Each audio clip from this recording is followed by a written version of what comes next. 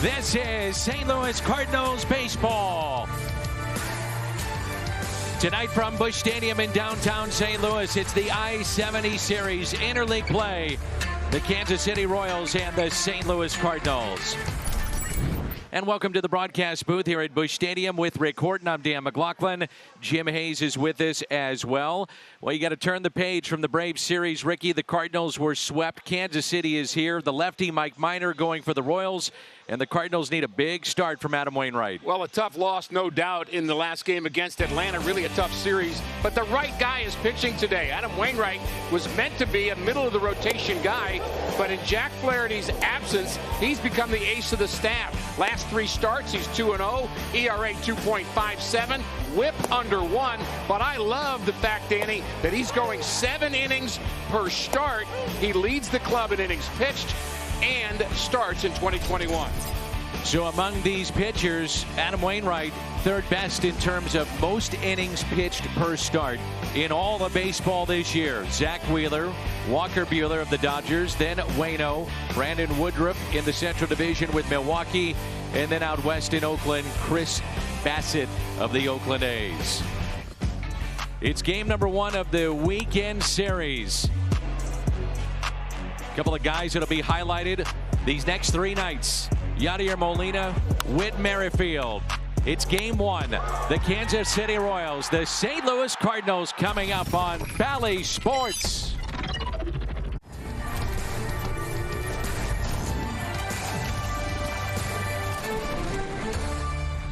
Tyler O'Neill is in the lineup tonight for St. Louis. He'll play left field, bat 5th. And coming off a tremendous series against Atlanta. Cardinals didn't play well against the Braves, but Tyler O'Neill did. 6 for 9, a double. A lot of balls hit right on the nose. He's become a force in the middle of the lineup, and you hope that that continues in this weekend series against Kansas City.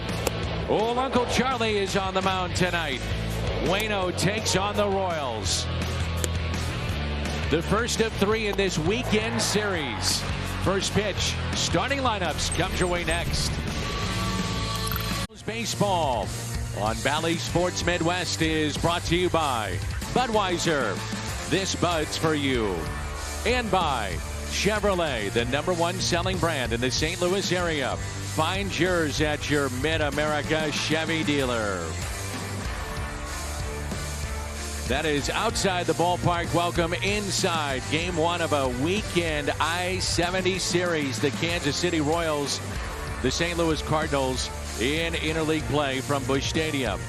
How about the weather we have had here in the Midwest? It is 84 degrees, a beautiful night for baseball. And glad you're with us. And there's a look at the former Cardinal catcher and now manager of the Kansas City Royals.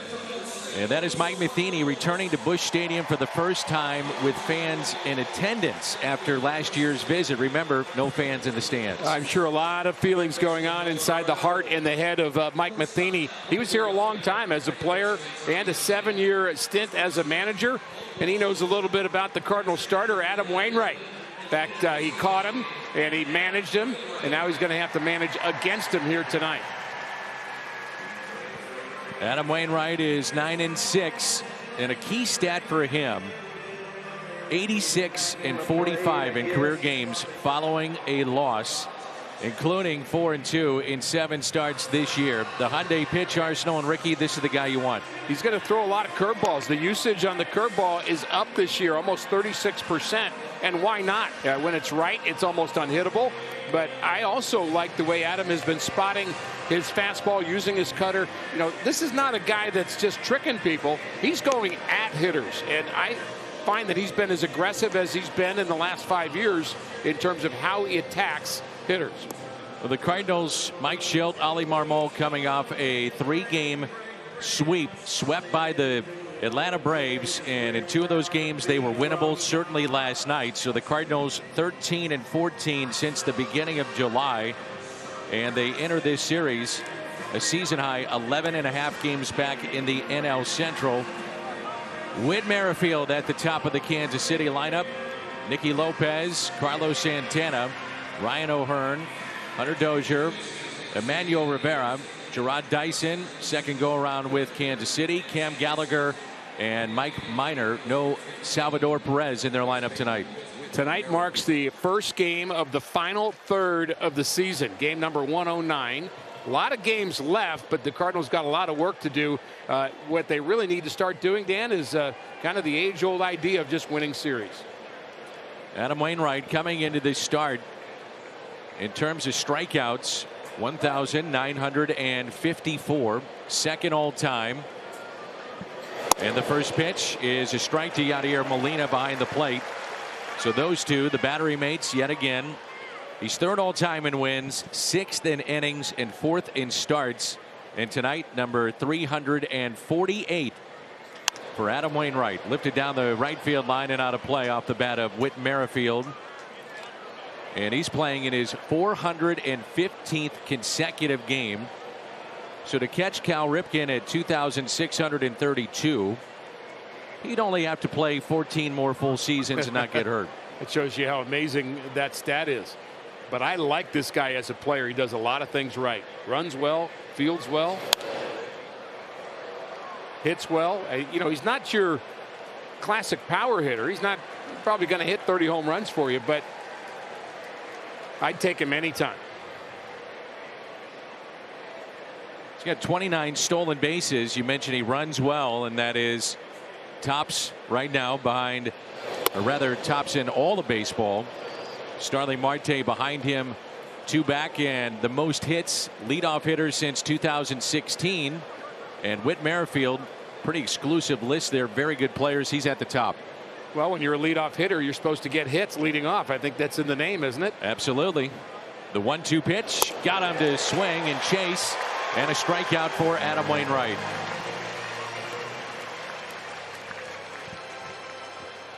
Well, this all happened because Wainwright was ahead in the count, so he could expand the zone late, throwing him a cutter. And Merrifield thought that was going to be a fastball, so by the time he started to swing, it was too late when he realized that it was going to be a ball off the plate. Couldn't hold up. Here's Nicky Lopez. Royals have been thrilled with what they've gotten out of Lopez, both at the plate, but especially defensively at short. There's a strike. First pitch strikes. Love to see that. Especially, Ricky, after what we saw in the 8th inning last night. Well, you expect to see it from Wainwright. That's how he works. First pitch strike, then expand the zone. Go out a little bit further. And the 0-1 is hit out of play. Cardinals 4-4 game in the 8th inning of game 2 against Atlanta. Giovanni Gallegos, 3 runs allowed. They went back to him last night. He got the first 2. Then eventually gave up a 2-run homer with the walks. Cardinals had 4 consecutive bases loaded walks. 1 out, nobody on. Nothing in 2 the count. Old Uncle Charlie, here we go. There it is. Bye-bye. Second strikeout, back-to-back Ks for Waino. Well, you saw it coming. You predicted it coming. I think Lopez knew it was coming, but then you still have to hit it. And exactly what we were talking about. Wainwright started out in the middle of the zone. Then he went to the corner, and then he went about 3 inches off the plate, and that is pitching. Carlos Santana, 17 home runs. He's driven in 55. And he's also a guy that'll work a walk or two. He's 4th right now in walks. He's got 66 this year. He's a good player. There's ball 1. Kansas City coming in with a record of 47-60, and the Cardinals now 2 games below the 500 mark, 2 balls and no strikes. Well, I have one more thing to say about last night's game, and then maybe I'll stop talking about it, Dan. But I know a lot of fans have been feeling it, and we've been feeling it. But the best way to get past that game is to play well today, and then just have the short memory about it. And a couple of good games, win a series, move on. That's how you get over tough losses as a coach, as a manager, and as a player. Long year, ups and downs, and that was one of the toughest losses, and really probably the 2 toughest back-to-back losses the Cardinals have had this season. A 3-0 pitch. Santana takes a strike.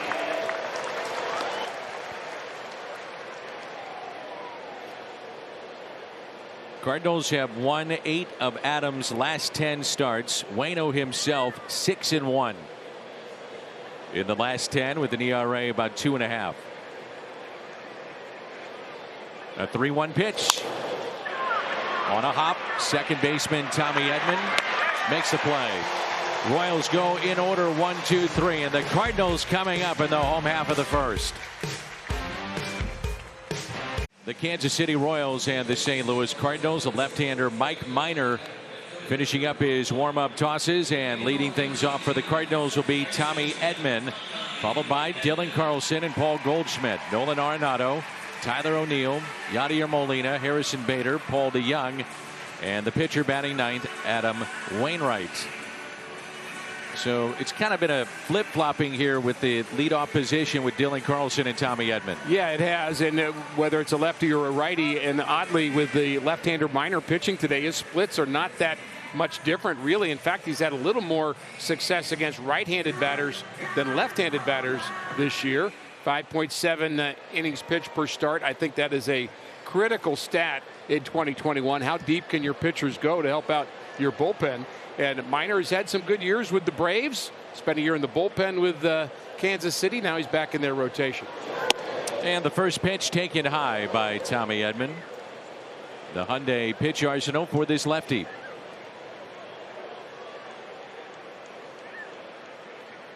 And the 1-0.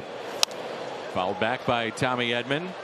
Last 10 games, he's hitting .242. He's got 8 hits in the last 10. 7 of the 8 have gone for 2-baggers.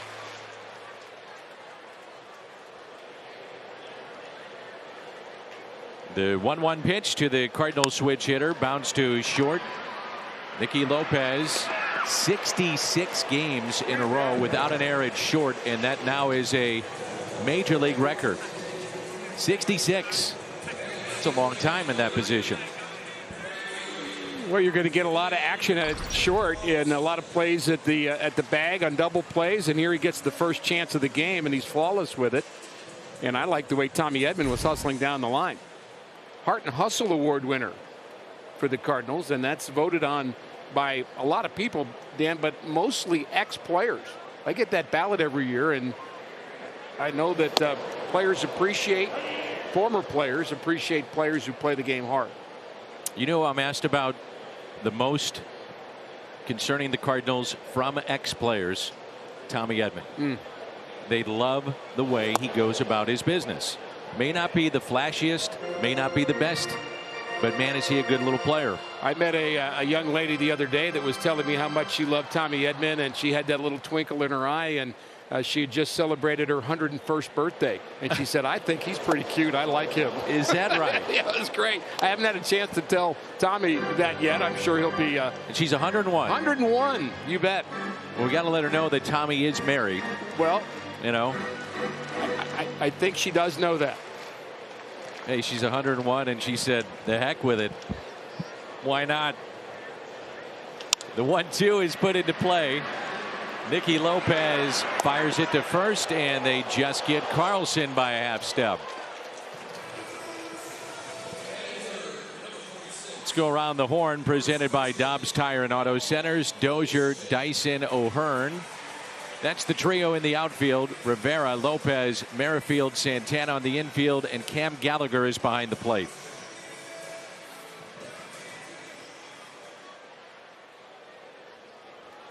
.101. I like that, Tommy Edman.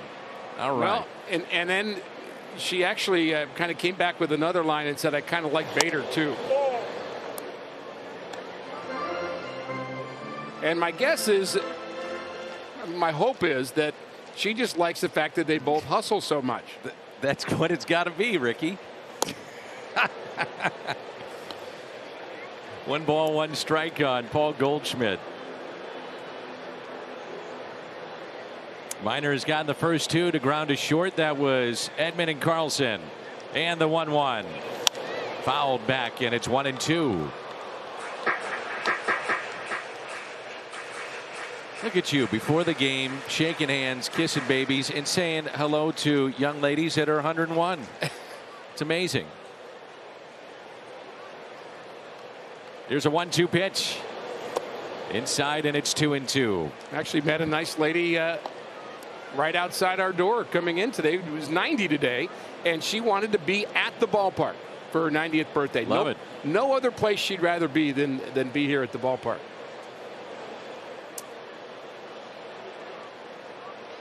The 2-2 pitch to Paul Goldschmidt. Taken high. He is 3 for 6 with a double and a home run against the lefty Minor.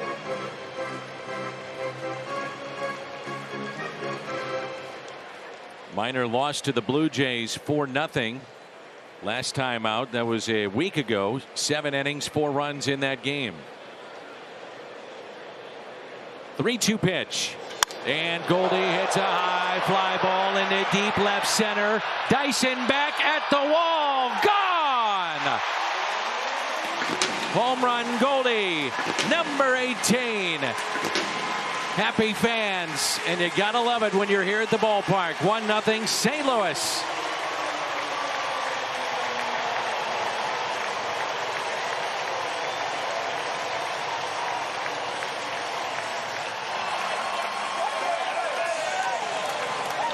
That was a towering home run off the bat of Paul Goldschmidt. It was no doubt high enough, but where would it come down? There's the launch angle. And there's the final 10 feet. And how about this play? Does he catch it? Oh, almost. Dad with the assist. Great job, young man. That's your souvenir. You bet. We had a great moment, I thought, at the ballpark last night. Tyler O'Neill flipped a ball on a third out on a catch to a fan, a young fan who was there with his father. And he was so excited, Ricky, hugging his father, jumping up and down, and that is what it is all about. Great Arenado moments. grounds out. Yeah, great moments, Dan, at the ballpark. Love them. Love them. Can't beat it. Paul Goldschmidt, home run number 18. RBI number 60. 1-0 Cardinals. Run off a lefty this year. First one this year. Let's check in with Jim Hayes.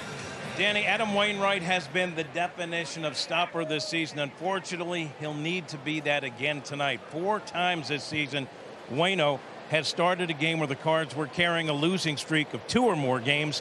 He's 4-0 in those games with an ERA of 2.08. Mike Schultz told me Waino is a guy you can count on to settle things down and give us a chance to win. More times than not, it goes that way. Mike Maddox told me, I think he likes to put the onus on himself, that if we need a win, he's like, I'm the right guy for it.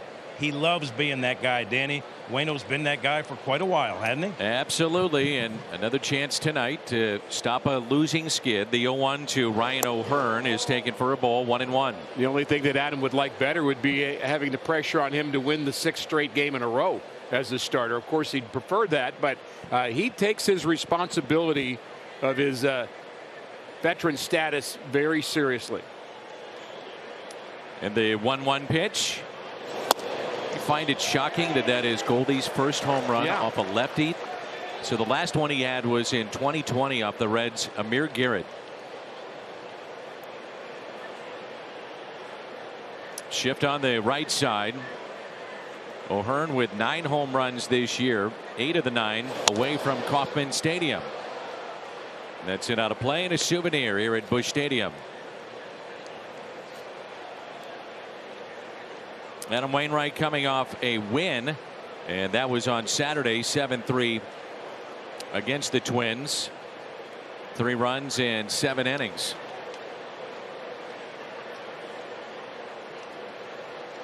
I would be surprised, Rick Horton, with the way that things have gone and what's available maybe tonight in the bullpen, where it's even extra for Waino to get you again at least 7 innings.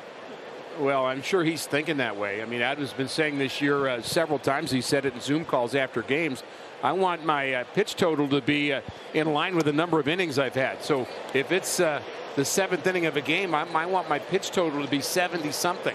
If I'm in the 6th, it's got to be 60 something. And he was very conscious of the fact that the 10 to 12 pitch inning is going to get him deeper into games. 11 times he has done that, 7 or more innings. Hit into right field and a base hit on a 2-2 pitch. Ryan O'Hearn. Cardinals defense around the horn presented by Dobbs, and tonight it features O'Neill, Bader, Carlson in the outfield, Arenado, DeYoung, Edman, Goldie on the infield, and Waino and Yachty for the umpteenth time. Gold gloves everywhere, and future gold gloves with your center fielder. All the more reason to throw strikes. No question. I think we've been seeing that from Wade LeBlanc, throwing strikes, right, using his defense. Cardinals turned 3 double plays a couple of nights ago. Here's Hunter Dozier, who's hitting just 192. Royals very high on this young man, but they want to see it come together. Dozier, up and coming star in 2019.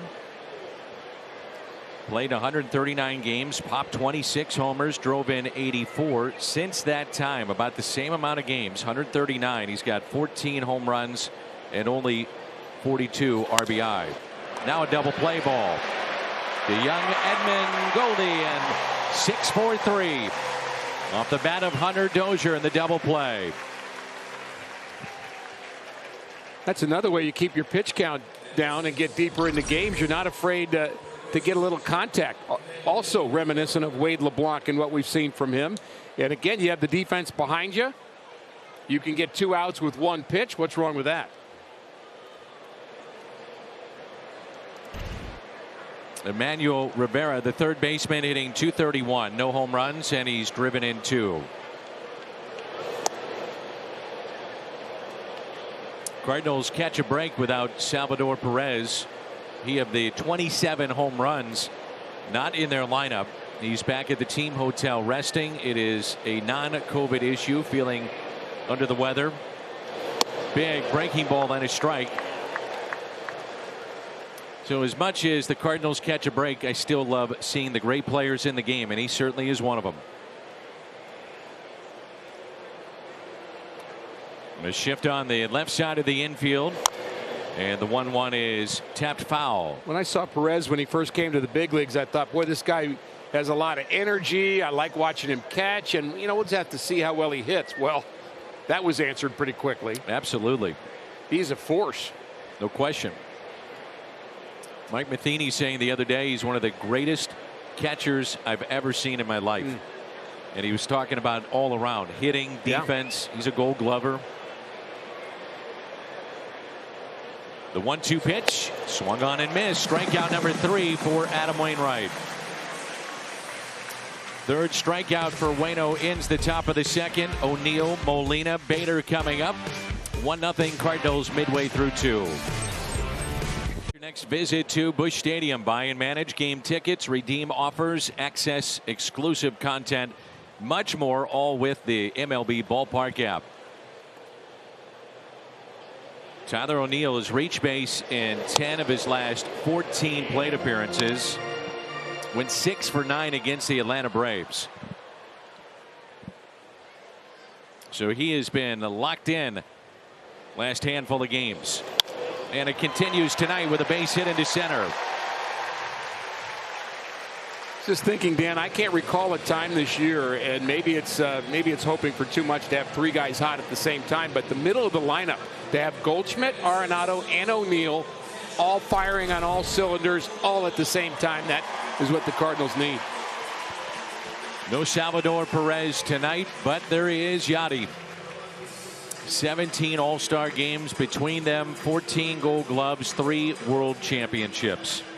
Such an important position. Obviously, you're in so much of the game, and these guys dictate a lot of what happens defensively with the pitchers, and both have been threats offensively. I just think it's hard to win in this game without a catcher that is top-notch, knows what he's doing. I don't mean you necessarily have to be a 20 home run guy or big damage guy, but you've got to know how to handle a pitching staff.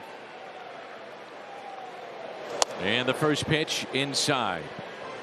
Yachty 6 for 19 on this homestand. And Ricky, because Perez is behind the plate majority of the time, the Royals have allowed only 30 stolen bases this year. Only the Orioles are better with 28. If you're thinking about Tyler O'Neill and running, we'll get a time, I'm sure, soon enough on Minor and what kind of move he has to first base as well, the lefty. I'm not sure if this logic is fully correct, Dan, but I'm going to try it on you anyway. I mean, any given day, the guy that has the most opportunity to influence the outcome of the game is your starting pitcher. He's number one, but he's only that once a week. The number two guy every day, in my mind, is your catcher. He'd be a choice, a logical one.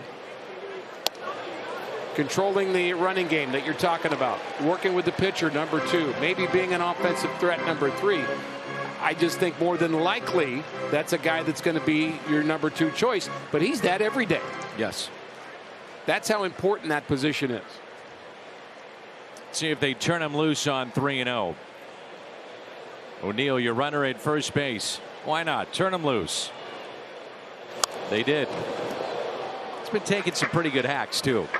My guess is Yadi doesn't have to be turned loose. He has to be unturned if you don't want him swinging. Give him the red light, right? I mean, you think about the teams that run well. You know, Kansas City, their championship team ran well. Cardinals in the 80s. And most of those type players, you don't give them the green light. You give them the stop sign. That's right. They have the green light most of the time. You give them a stop sign when you don't want them going. 3-1 pitch. Minor to Molina. Here it comes. 3-2. Let's see if they want to start O'Neill now. May want to do that. I would.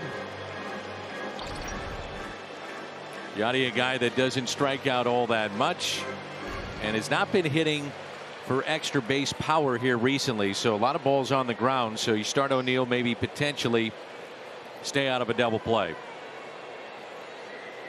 And a base hit. He winds up easily at third. 3-2 pitch. Not running. Popped up.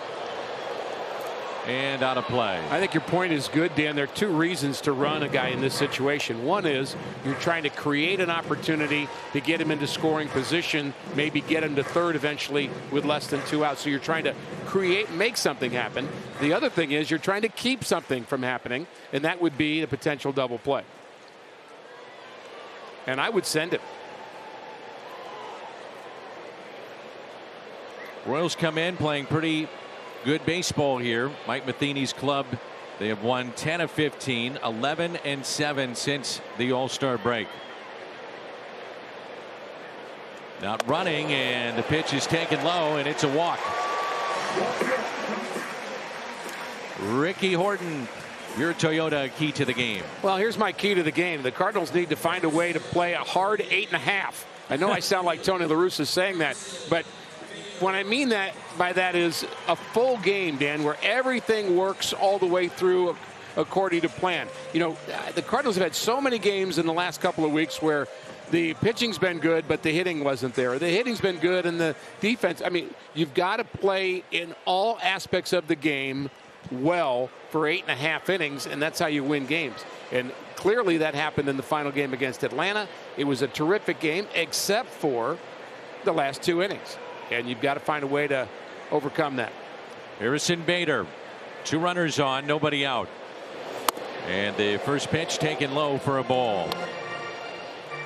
Bader 2 for his last 14, but since the break, right around 360 with the average.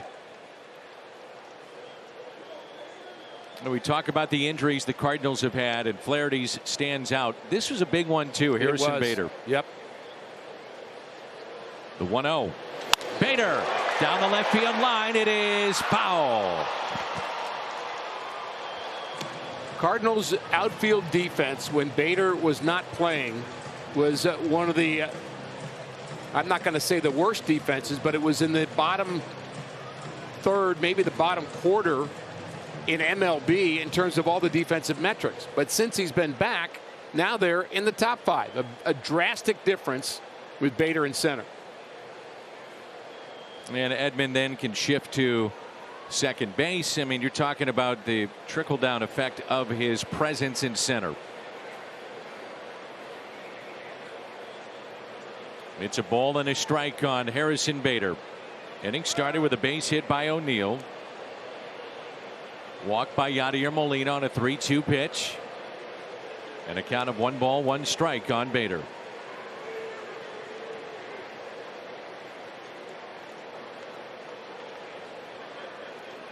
Minor is finally set, and the 1-1. Bader hits it sharply. Diving stop. Lopez the stretch at second and got him. Tremendous play all the way around. Lopez to Merrifield for the first out. Well, Lopez takes a hit away from Harrison Bader. No way he's going to throw Bader out. The only choice he has. He actually looked at third, too. Could see him diving and looking at third and catching the ball at the same time. Are you kidding me? That's how good this guy is with the glove. He dives out of the corner of his eye, checks third, and then makes the throw to get the middle runner, Yadier Molina, at second. Well, Paul DeJong is struggling, to say the least. 0 for his last 18, 9 strikeouts. Does have a walk. And the first pitch, take it inside.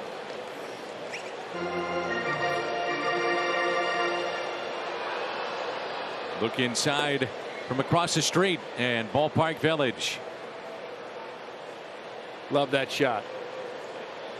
Here's a 1-0 to DeJong with runners at the corners and 1 down. Bader back safely. That slide for DeJong came right after the last hit he had, which was a home run in Cleveland.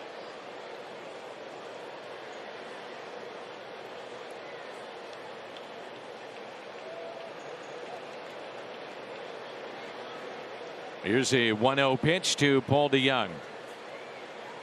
Instead of check on Bader, back in safely. And you thought that home run might jumpstart him too. It was an important game late on the road, and it just has not clicked for whatever reason.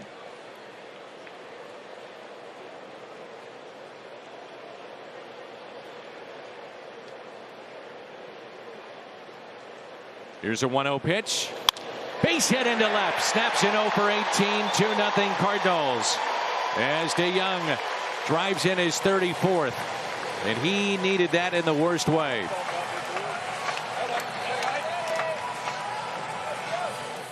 Royals had a pathway to maybe getting out of this inning without giving up a run because of the play of their shortstop, but Paul DeJong changes that by driving this into left field, hitting in the 8th spot in front of Adam Wainwright, who's not really been swinging the bat like the typical Adam Wainwright we've seen. So the 8th hitter becomes really important. And of course, he's nodding his head yes. Yes, yes. He's very happy about that and maybe somewhat relieved. There's Adam Wainwright. The game on Sunday against the Minnesota Twins, one of the best at bats of the year. Showing bunt here. And it was a 10-pitch at bat, and he hits a rocket to third, and it could have been the third out, but the throw was low. Cardinals pick up a run. They win the ball game. Cardinals take 2 of 3, but the fans were so engaged in that at bat. Well, he's working to get his offense back. I shared with him on the road. I did the numbers for him. I said he had at that point go 13 for 35 to get his career average back up to 200. And he said, okay, I'll do that. There you go. I wouldn't put it past him. Ooh, Waino didn't think that was a strike as he pulled back. He has 11 sacrifices this year, a walk, 1 for 34. And with 2 strikes, many times they'll keep the bunt on because Waino is so effective with the sacrifice. Did that also on Sunday.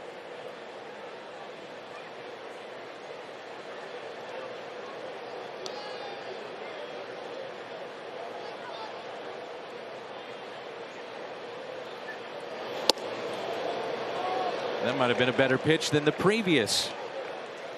1-2. They were both hard pitches to bunt up in the zone, and I think that's why Wainwright's taking him. I get the sense he wants to swing the bat here. He's going to keep looking until he gets the right sign. I'm with you. He's had a long look to Pop Warner, the Cardinal third base coach. DeJong at first, Harrison Bader at second. And a count of 1 ball and 2 strikes. Boy, Minor and Gallagher just cannot get on the same page, Ricky, here in this half inning. I'm all for the technology, by the way, Dan. I don't think you and I have talked about it, about having some kind of an electronic signal that the catcher would give to the pitcher about what the sign is, so we can kind of avoid all of the checking the cards in your hat business. Takes it for a ball, 2-2. How many times have we seen it this year where, whether it's a Cardinal or the opposition, they check the cap, they get the sign, and then they're still crossed up? Crossed up. That's right. I understand there's 5 different sets of signs on those cards, and too much to really remember them, although some pitchers do remember them all and don't carry a card. 11 sacrifices leading Major League Baseball for Adam Wainwright this season. The 2-2, squaring around again and gets it down. Minor's only play. Oh, he almost threw it away, and save at first. Merrifield, no argument. Waino safe at first, and the bases are loaded. How about that? Well, Mike Matheny's checking on the phone to see if maybe he wants to challenge that, and he is going to challenge it. Here's the throw. It's wide, and boy, that could have been a lot worse than it was. There's the dive back to the bag, and oh, so close. I think they got him. I think they got him also. There's Mike along with Cal Eldred, a former Cardinal pitcher, good friend of both of ours, Danny, and good friend of anybody that's ever met him. Also John Mabry working as an assistant hitting coach with Kansas City. Did the glove beat the foot? I believe it did. He almost got kicked in the head, too. Yeah.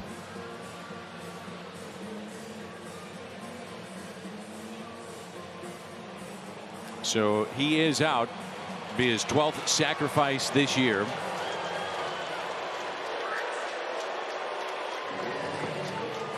Runners at second and third with 2 outs, and Tommy Edman.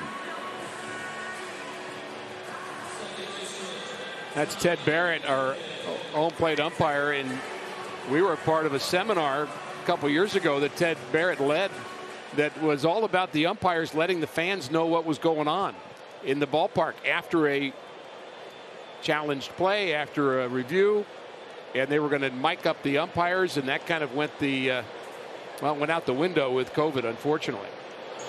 First pitch swung on and missed by Tommy Edman, grounded out to short first time up. We were excited about them doing that. We just think the fans would love to know. Now this one's pretty obvious. Everybody knows, sure. Is he out or is he safe? And kind but of some aren't. But some are not. That's right. And fans at home would love to know, that are watching, those at the ballpark as well.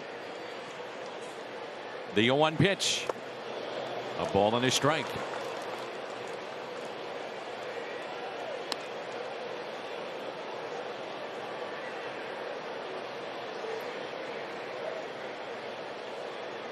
Minor in the first inning gave up a home run to Paul Goldschmidt. This inning, Paul DeYoung snapping in 0 for 18 with a base hit to left to bring in Tyler O'Neill. The 1-1 pitch. Fouled back. I don't know if it feels like it, Dan, but we've seen enough games that have turned one way or the other. This could be a big moment here. A couple of big runs out there for Tommy Edman. Tommy got off to a fabulous start, cooled off the next couple of months, and we'll see how he finishes. The opposition hitting .322 with runners on against Minor. And again, trying to connect with the backup catcher.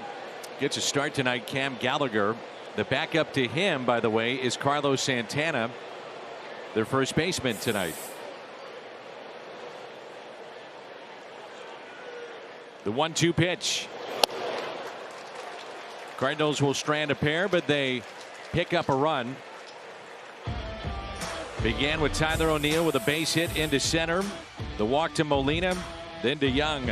Base hit into left, and it's 2-0 St. Louis.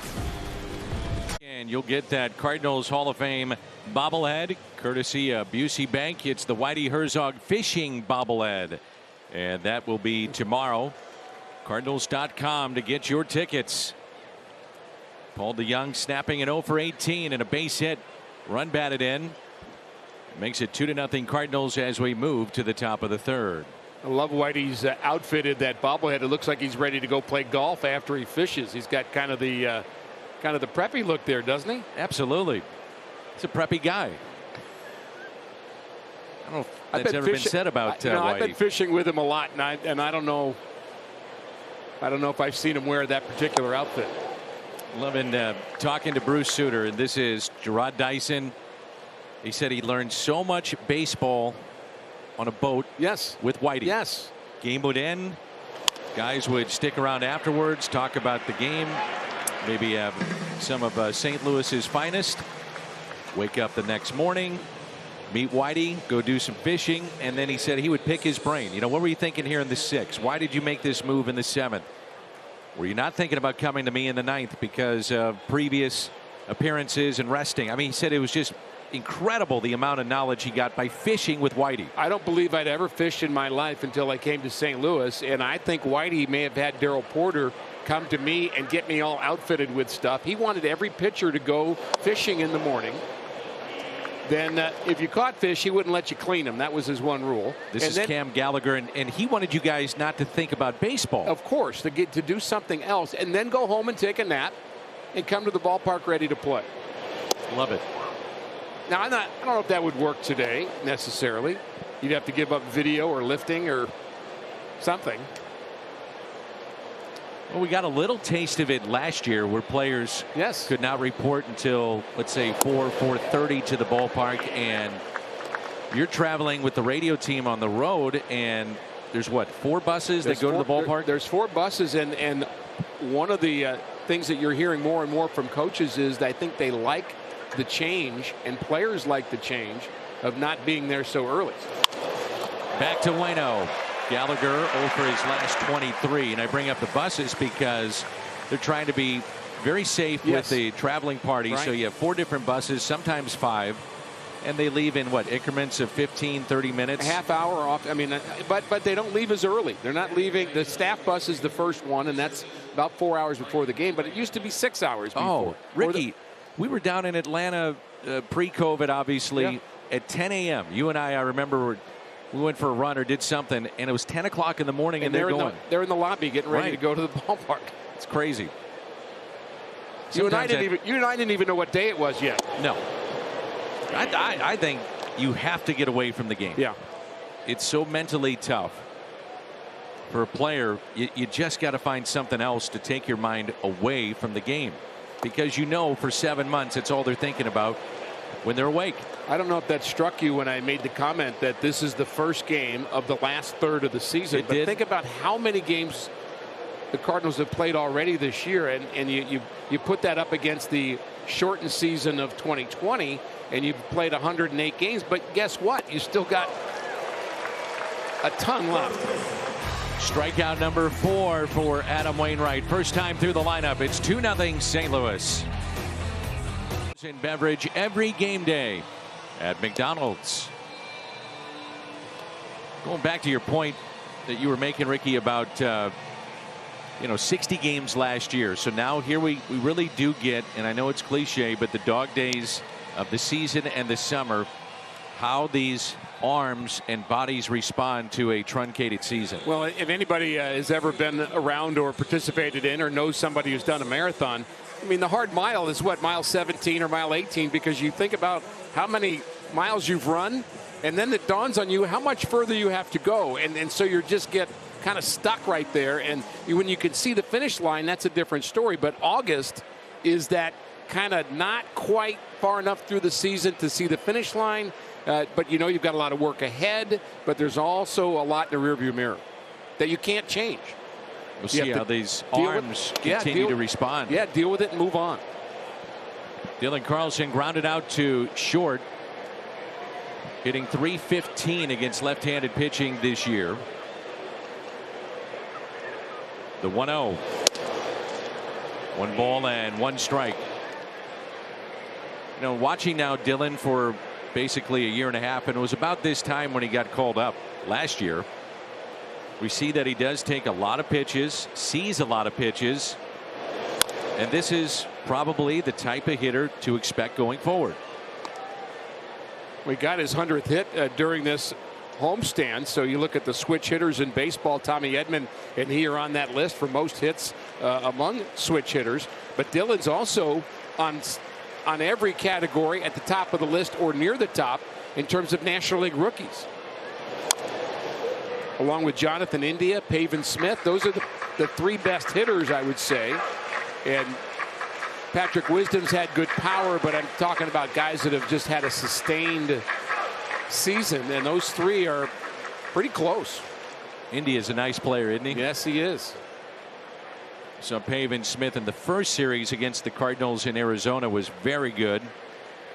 And it's been a steady year for Dylan Carlson. It sure has. He's played well in the outfield, has I wouldn't say a plus arm, but a plus arm to be sure. Switch hitter, does a lot of things right.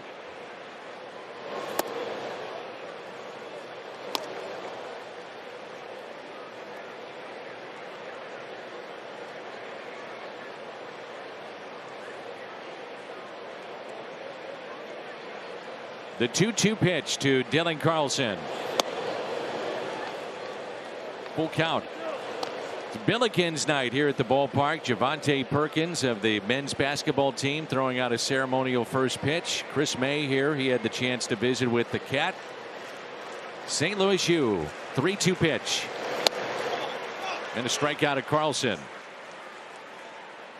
Number 2 tonight. Now a quick word from Great Southern Bank. How do you become number one? By focusing on what really matters. And what really matters to us is you. We're honored to be rated the #1 bank in America by our customers, according to Forbes. Paul Goldschmidt, since the All-Star break, hitting .297. Popped a home run his first time up. He's also had 5 home runs.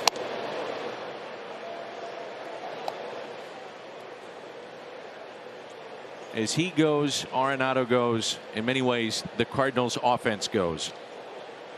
The 1-0.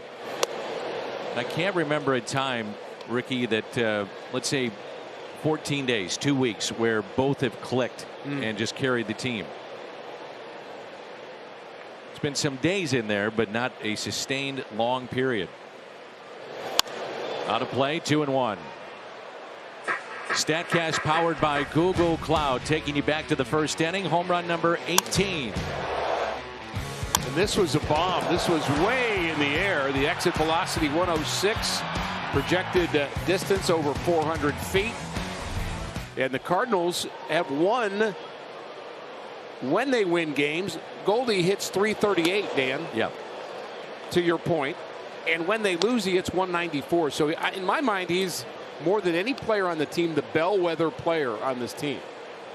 Watch what he does, and that's probably what's going to happen with the team on a given day. Let's see what he does now on this pitch. Hitters count 3 balls, 1 strike. Very good numbers against Minor. High strike. So we've seen the home plate umpire, Ted Barrett, not on both sides, not really giving lower portion of the strike zone, the Chevy pitch tracks. Those high strikes are hard to call, especially when they're breaking balls. The 3-2 pitch. And Goldie hits another one into deep left center, just shy of the track. And Dyson is there to put it away. Second tour of duty for Gerard Dyson, the speedster in center. Second time with the Royals. Royals kind of in a situation where they're waiting for their young pitching to emerge, and they thought it might happen sooner rather than later. They've been disappointed to an extent with that pitching this year. They also have Bobby Witt Jr., one of the top prospects in baseball. And they also have Mondesi out. That's right. So it's up to that guy. It's all on his shoulders. Right now, Cal Eldred, you better figure this out. Well, if anybody can. Always a great guy to be around, talk baseball with him. The best. Very calming type spirit about Cal Eldred, which I guess if you're a pitching coach and you're on a team that's rebuilding, that's maybe a prerequisite for you to be calming.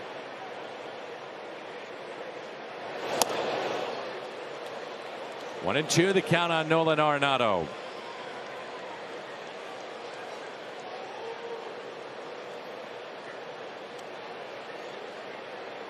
Nolan with 21 home runs, and he has driven in 66.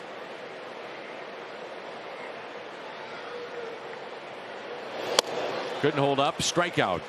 2 in the inning and 3 in the game for Minor. The top of the lineup, second time through for Waino coming up. Whit Merrifield, Lopez, and Santana. It's a nice way to take in the game and the T-Mobile coverage camp. Phil Nichols, pan to your right. There it is. Not just some random pool. It's across the street. We've done games from the Champions Club. We've done them from Ballpark Village. You want to go up there? I think we should go do one from that pool. Do I really want to see you in a bathing suit, though? Well, it's a night game. It'd be all right. I don't know that our view would be great from there, like on whether it was a slider or a changeup. I mean, we might have to fudge on that a little bit, but it'd be worth the try. I see you as a Speedo guy. No. Here's an 0-1 pitch to Whit Merrifield. 0-2. I think that's your former partner. I got a bunch of them. Which one? I'm talking about the guy who we named the spikes cleaner at the back of the mound after. Oh, the Hrabowski. The Hrabowski. Yeah. Al's a little, he's a little hipper and younger taste than most of us. Al is always working on his tan. Yes, he is. The 0-2 pitch put in play by Merrifield, cut off by Arenado, and makes the play. Merrifield is 0 for 2 tonight.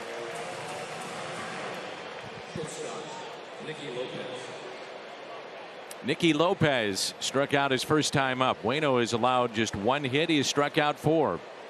If you're one of the young guns for the Cardinals in the bullpen, or even guys that have been in the rotation off and on, how can you not watch Adam Wainwright and Wade LeBlanc pitch and say, I need to do that? That looks easy. What are they doing? I am curious what you think if they decide that Reyes goes into the rotation next year, which by all accounts would be the direction he's going. Just under the glove of Tommy Edman and a base hit for Nicky Lopez. Clearly he's got to cut down on the walks. Right. I mean, if that's the case of what he's doing right now, he's going to last 3 innings.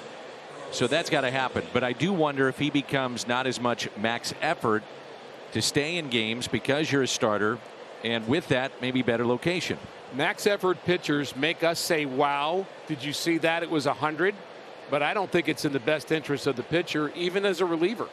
I think you have to have moments where you go for the swing and miss, but it doesn't have to be every single pitch.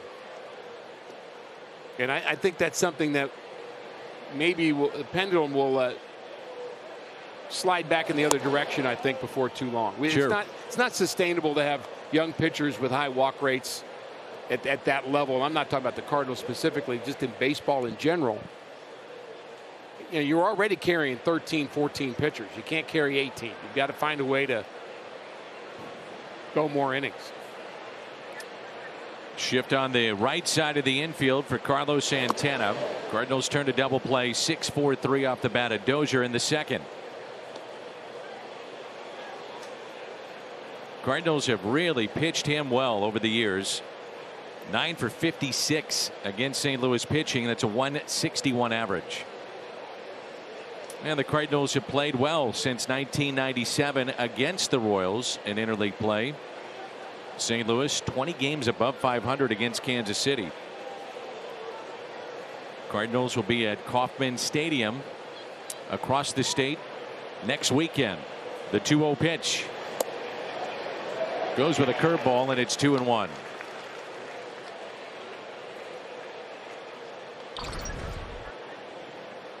There's Uncle Charlie at work. Bottom of the zone. Look at that break.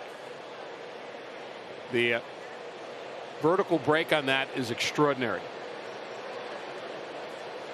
Short lead at first. Lopez We're talking about how the Royals have done a nice job with base stealers. The Cardinals have allowed a National League low 32 stolen bases. And the caught stealing rate is 36%. Second best in baseball behind the Orioles. And I wonder why. Guy behind the plate makes a difference still. 3-1 the count. Went with the curveball and he walked him. So runners at first and second with one out and Ryan O'Hearn. Right fielder, Ryan The BJC healthcare difference maker, and this guy leading the way. He'll be 40 later this month. 13 starts, trying to become a 10-game winner. Everywhere you look, it's been a solid year for Waino. You think he's coming back, Ricky? I would not be surprised. Yeah, what he said is he wants to talk it over with his family, which I think is a smart thing to do. And he and Jenny and his kids will have a family powwow about it. And I think, honestly, it's going to come down to does he still have the fire to do it? Little chopper hit to the right side. Goldschmidt to second. They'll get one. So runners at the corners, 2 down. O'Hearn 1 for 2, and it brings in Hunter Dozier. But my gut is he will. I just think he's pitching too well right now. He's not just filling a space here. He is your ace right now. He's been the ace before, of course, but with Jack Flaherty out, Waino's become that guy. And speaking of Jack, I know that before we're done tonight, Jim Hayes will have some info about Jack Flaherty's start in Springfield tonight, and he'll have all the particulars on that. We'll look forward to hearing Jim's report on Flaherty. Dozier bounced into a double play first time up, and if all goes to plan, have to imagine that's his final rehab assignment, and next time we see him pitch will be with the big league club. Wainwright trying to have a 10-win season for the 11th time, something accomplished only by 2 Cardinals. Bob Gibson in St. Louis history at 14 of those seasons, 10 or more wins, and Haynes had 11. And Waino trying to be the third to do it.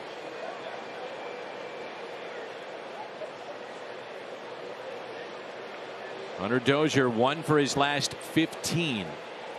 1 ball, 1 strike. Just off the plate, 2-1. Even when Waino misses, it's a crisp pitch. That was a little cutter just off the plate. He didn't bite, he didn't expand, didn't chase, but it was a high quality pitch even though it was out of the zone.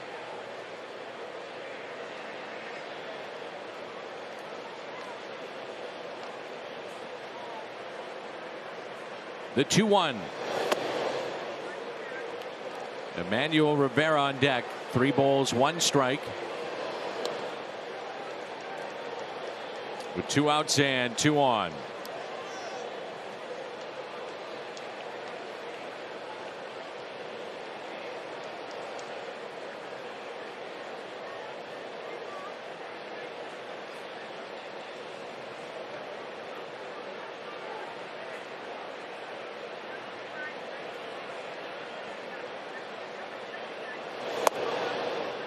And a couple of walks here in the inning, and now the bases are loaded.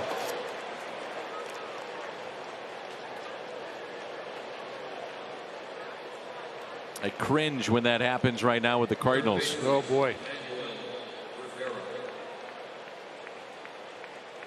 So the bases loaded here for Rivera. Overall strikes, the percentage last in the strike zone, the called strikes and whiff.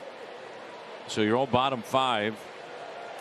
Expansion era started 1961. The record for the most bases loaded walks in a season was the 1999 Mariners. They had 28, and the Cardinals right now currently 2 shy of tying that mark.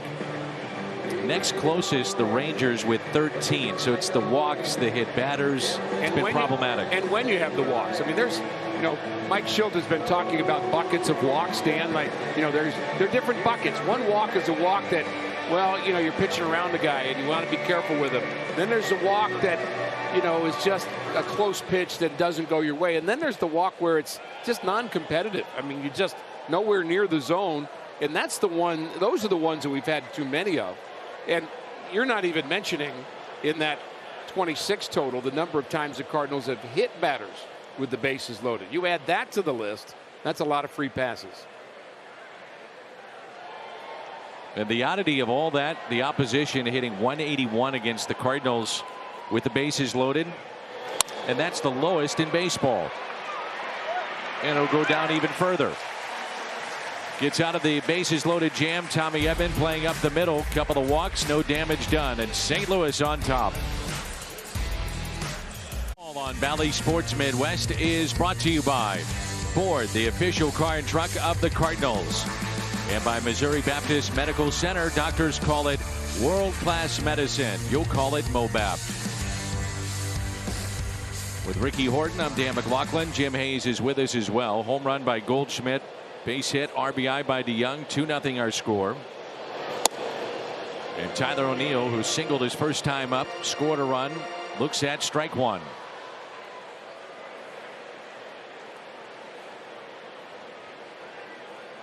The 0-1 pitch. A little different look defensively here by Kansas City after the base hit. Essentially where Whit Merrifield is standing on the second base side of the bag, but really close to it. The 1-1.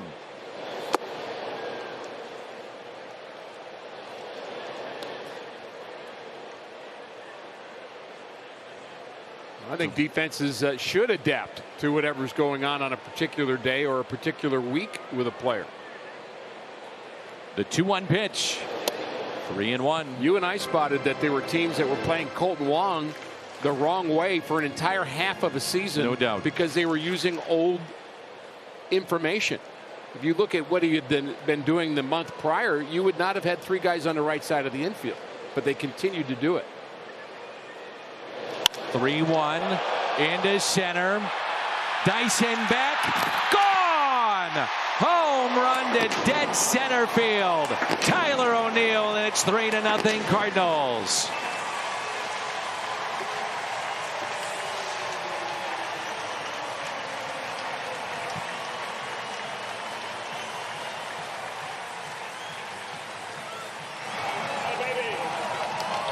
Well, when you do this, you don't have to worry about where they play you defensively. You take a high fastball, hit it over the center field wall. You can play wherever you want as long as you don't catch it. Ooh, boy. Which Dyson almost did.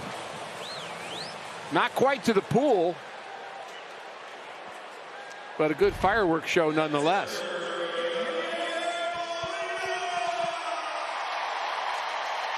Yadier Molina. First RBI since July 25th in Cincinnati for Tyler O'Neill.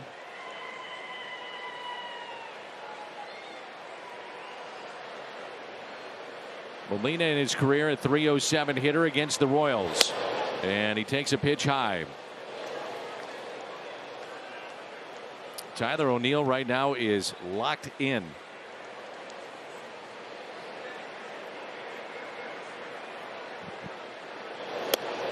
He is now 8 for his last 11. What he's done tonight, coupling that with the Atlanta series. And he's reached base in 12 of his last 16 plate appearances. 2-0 pitch to Yadi.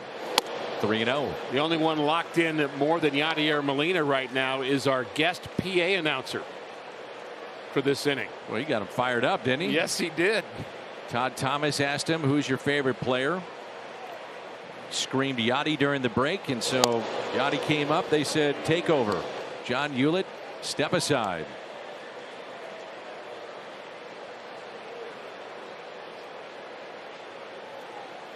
A 3-1 pitch. And Molina walks for the second time tonight.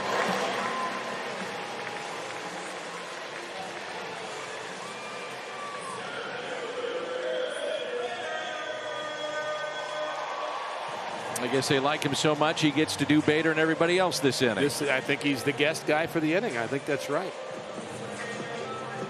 Well, reminder that you can get discounted tickets at Phillips 66. Fill up there with Phillips 66 gasoline, 50% off Cardinal tickets. Cardinals.com/Phillips 66.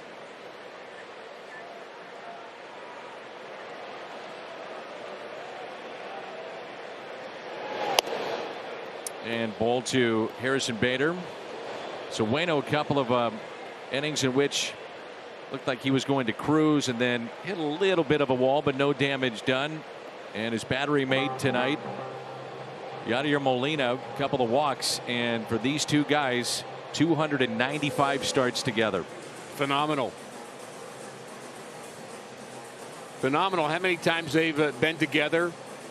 Two guys staying in one organization for that period of time. It's unheard of now. There's so many contractual reasons why it's unheard of. Maybe a team kind of goes through a down stage and you have to sell off your players and that affects it. Or again, contracts, long term, etc. But the Cardinals have been able to maintain both Molina and Wainwright on their roster, and it's been a joy for all of us. Break up the visit there with the catcher Gallagher and the pitcher Minor and Cal Eldred. Wait a minute, isn't that the Cal Eldred that was on our pre and post games for several years? Guy. Yeah, that's the guy. Yeah.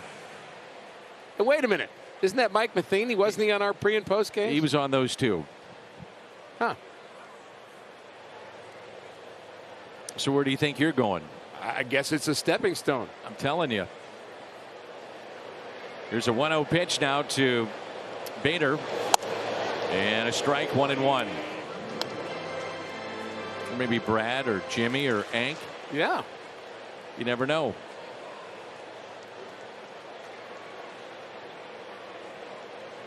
I would love to see Brad Thompson as a manager get tossed out of a game because of a bad call. That would be funny. Now you think about Brad being Mr. Lovable, a nice guy, but most of the time. 95% of the time. Well, he's also a guy that literally knocked himself out in a game at Fenway Park in frustration. So he would be, you know, he'd be hot. He'd be the next David Bell. That's who it is. You're right. David's very similar. Bader is swing and a miss, so the visit paid off. Comes back to get Harrison Bader. And the first out here in the Cardinals half of the fourth. Don't confuse meekness with weakness. That's right. Inning started with a home run by O'Neill. Molina walk, strikeout of Bader, and now Paul DeYoung snapped an 0 for 18. Base hit to left. RBI in inning number 2. You've told me that many a time, Mr. Horton.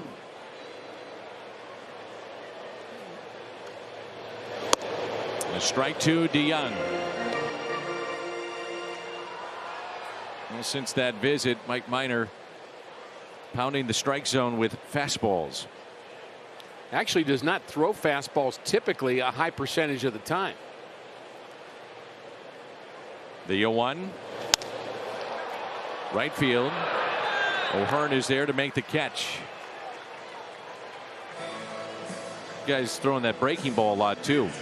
Well, this is what he has been doing, is lowest fastball usage in MLB this year, and he's the lowest of all. He's the opposite of Lance Lynn. Let's put it that way. Lance Lynn is all fastballs, and he throws a lot of off-speed pitches. But I think the advice is still good that presumably Cal gave to him.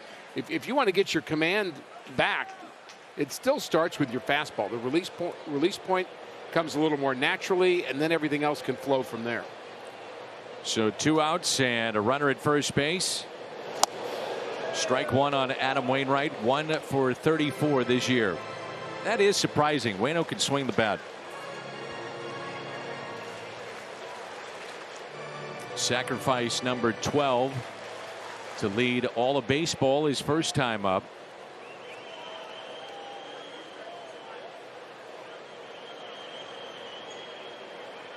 The 0-1.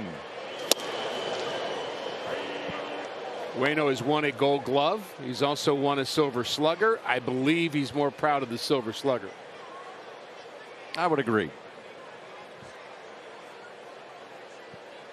He's actually 2 for 3 against Minor in his career with a double.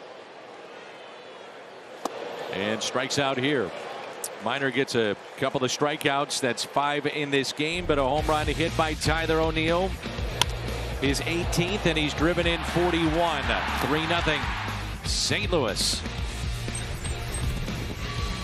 Cards up 3-0. Jack Flaherty making what could be his final rehab start tonight for Springfield. Mike Schultz said if Jack gets through this start with no problems, he will return to the Cards rotation. The night is done.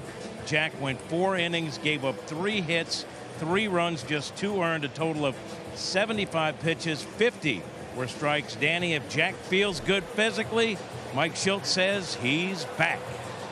It's good news. So comes out of that healthy. That's the bottom line. I don't really care about the line. I just worry about seeing him healthy back in the rotation. So the Cardinals would be in Pittsburgh. They have an off day on Monday. May see him in that series Wednesday, Thursday. And then obviously the Cardinals and Royals will hook up again next weekend. Yeah, and I think you're 100% right. And it's great news. And glad to hear that from Jim. And also what you said about the more important thing is how does he feel tomorrow? That's the last box to check.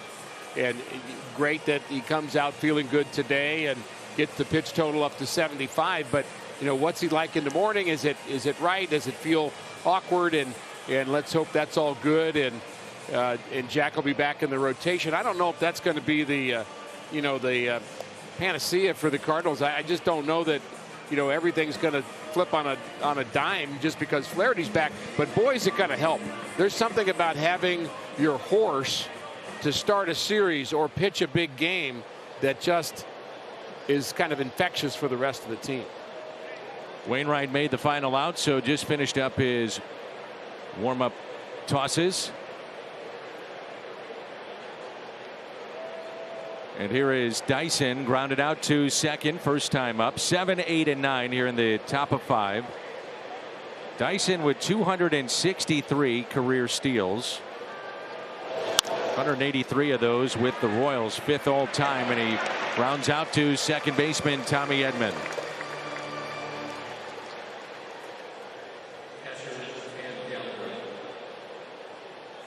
That's 8 ground ball outs. Adam Wainwright. And pitch number 52, we mentioned that Adam likes to get through the inning and the pitch total to be equal to that first number of his pitch total. So if he can get through the next couple of batters quickly, he'll do exactly that through 5. 1 out and nobody on. Cam Gallagher looks at a strike.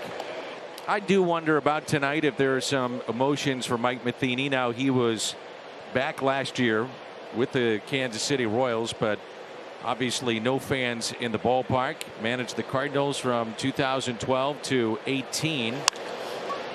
And that's a fair ball inside the third base line for Gallagher, and snapping it over 22. And he can trot into second base standing up.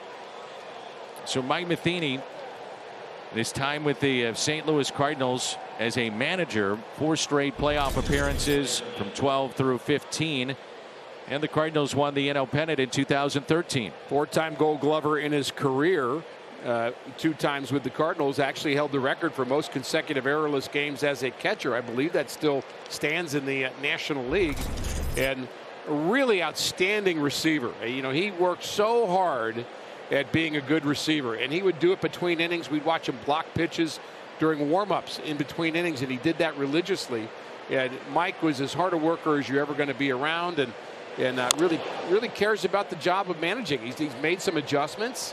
I think he's been very open about that, about the analytical side of the game and dealing with the media, which is, you know, 2 great challenges to a young manager. But he's just really done a nice job. And of course, I'm a fan of Mike Matheny, but a lot of people are.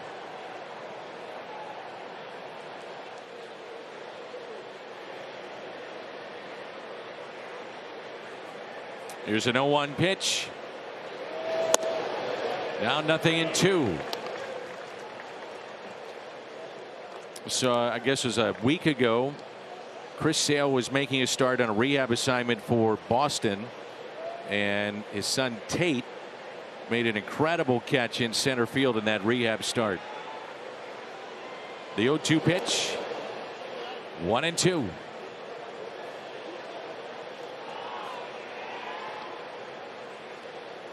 Think about Jack Flaherty going down for a rehab starter. Chris Sale. How cool is that to be on that team, and you got one of the big flies down there. Oh yeah, showing you how it's done. And hopefully they pay for dinner for everybody. Fast food, of course. Not quite. Swing and a miss. Strikeout for Waino, number 5 tonight.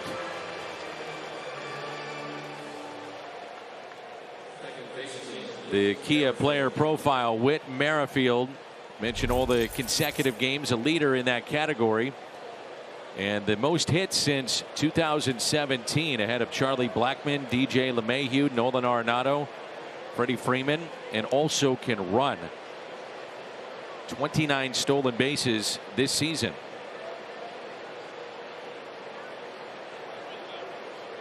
He's had a streak, by the way, Ricky, of 29 consecutive steals without being caught. That's the second longest streak in Royals history.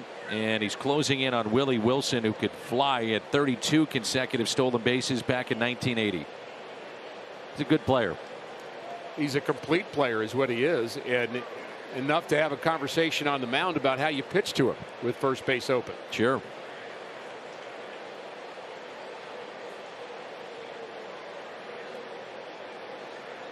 It was strikeout number 1,959 for Waino. He's now tied with Irvin Santana, 9th place on the active list. Santana in the Royals bullpen.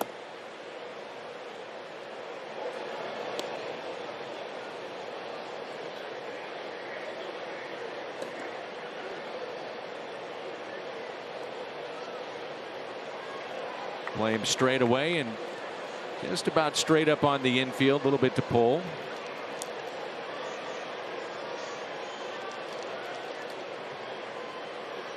And the 1-0 pitch to his left, Tommy Edman. Royals strand their 4th runner of the night. And we're midway through 5. Cardinals on top. Royals and 8,000 kids ages 15 and younger entering with a ticket. Take home a unique water bottle. It features Fred Bird just for the kids. That'll be this Sunday, presented by the Pasta House Company. David Eckstein, the World Series MVP of 2006, in the house tonight. They just showed a bunch of his highlights of his Cardinal career. One year was an All-Star, 06 MVP of the World Series. He'll be on our pregame show tomorrow. He's here with his wife Ashley at the ball game tonight, and I'll just bet that he likes watching Tommy Edman play. No I would question. think he'd be his kind of player. You talk about past players that just like the way Edman plays. I would put Eckstein on top of the list, and everybody liked the way David played. Last check with David, he was with the Pittsburgh Pirates, but has left their organization, was doing some work with USA Baseball. So we'll find out, get caught up with David tomorrow. 2 balls, no strikes. Tommy Edman is grounded out to short and also struck out. 0 for 2.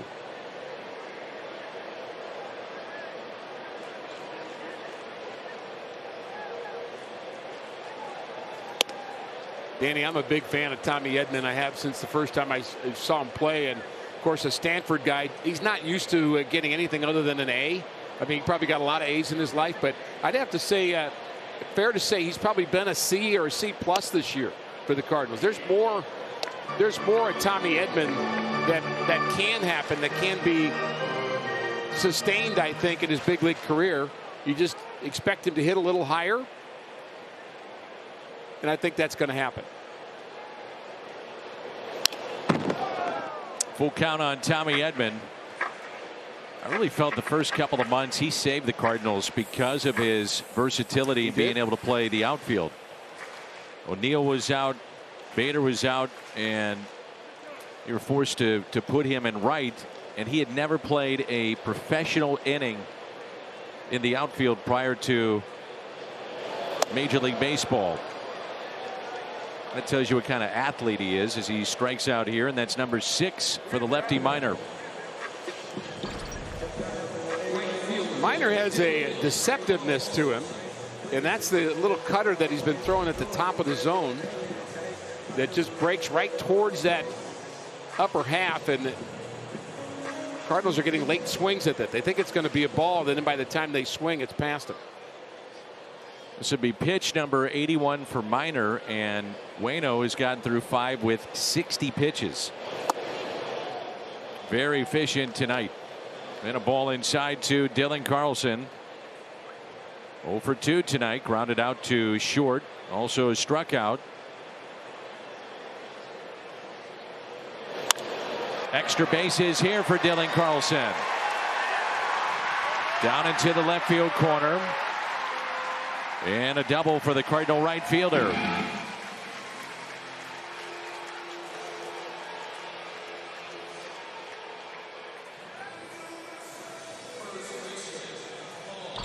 Third extra base hit of the game for the Cardinals. A couple of home runs, and now a Dylan Carlson double. He just hooks this one into the corner in left field.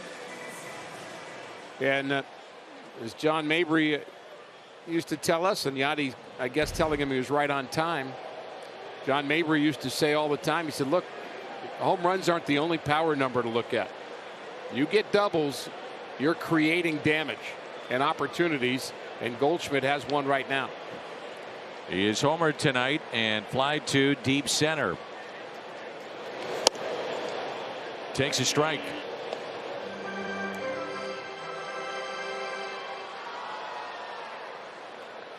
Mabes, few stints with the Cardinals. Good player.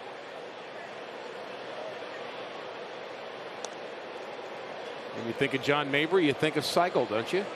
Absolutely. Among other things. Also think about his home run that he hit against the Cincinnati Reds. One of the great comebacks regular season wise, historic comebacks in terms of how far the Cardinals were down in that game. And it was John Mabry who capped it off with a blast. I also think about a guy that came back to the Cardinals, was a Cardinal 3 different times, and you don't keep bringing him back unless he's a good teammate, good player to have around. He was under the guidance of George Kissel coming up through the system, and Mabes had told me that George said, you better promise me when you're done you will become a coach because you have too much to offer to others. It's one of the reasons he did it. The 2-1 pitch. 2-2. I chatted with a longtime friend of mine, Johnny Gorel, who's, I believe, 91. He'd been 71 years with the Cleveland Indians, is now living with his family in St. Louis. And I had a chance to connect with him. And I asked him about the Cardinal greats that he was been around. He said, George Kissel taught me everything I knew. How about that? So many say that. The 2-2. Talked to Bo Hart the other day. So from that gentleman, a little older than Bo. Yeah. Just a little. Yeah. Probably 45, 50-year difference. George Kissel is the guy you mentioned. I mean, his presence is still felt around Major League Baseball and how well he could teach the game. Including the Cardinal manager, Mike Schill. That's right.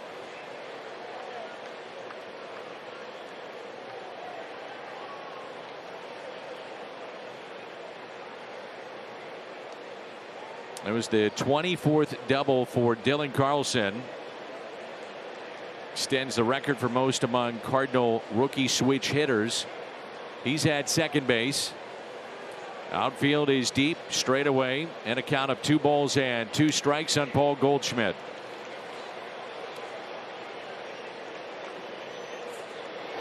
Pulled fair inside the third base line, off the sidewall.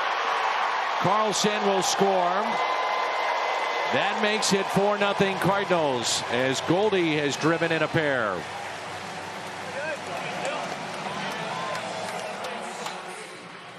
There's the value of an extra base hit. Dylan Carlson gets the double, not the single. So when this ball is hit inside the bag and takes a carom to the left fielder, I'm not sure Carlson would have been able to even get to third base. But because he's on second, he's able to get the jump round the bag. Pop Warner sends him home. So the extra base hit leads to another Cardinal run. Arenado is 0 for 2, grounded into the shift and also struck out. First pitch to him. Strike one. So 4-0 lead, and Cardinals have to feel, even though nothing has been easy, but pretty good about this with a 4-run lead and Waino dealing like he is.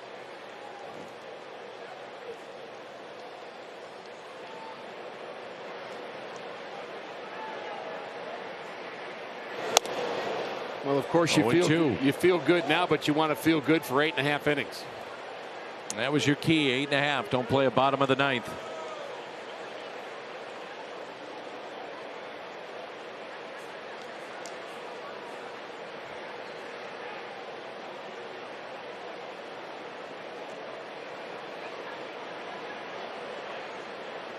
And Minor steps off.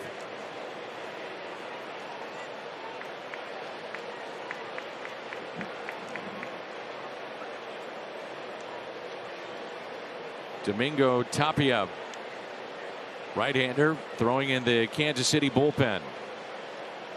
Here's an 0-2 pitch. And he struck him out. 2 in the inning and 7 in the game for Minor. Statcast powered by Google Cloud. Tyler O'Neill is 2 for 2, and back in the fourth it was home run number 18 to dead center field. Short swing, really. He just goes right to the baseball. Straightaway center, 400 feet plus. Off the bat of Tyler O'Neill. He's a different player than a year or two ago. No doubt. He's settled, Dan. It's a word I'd like to use with young players in the big leagues.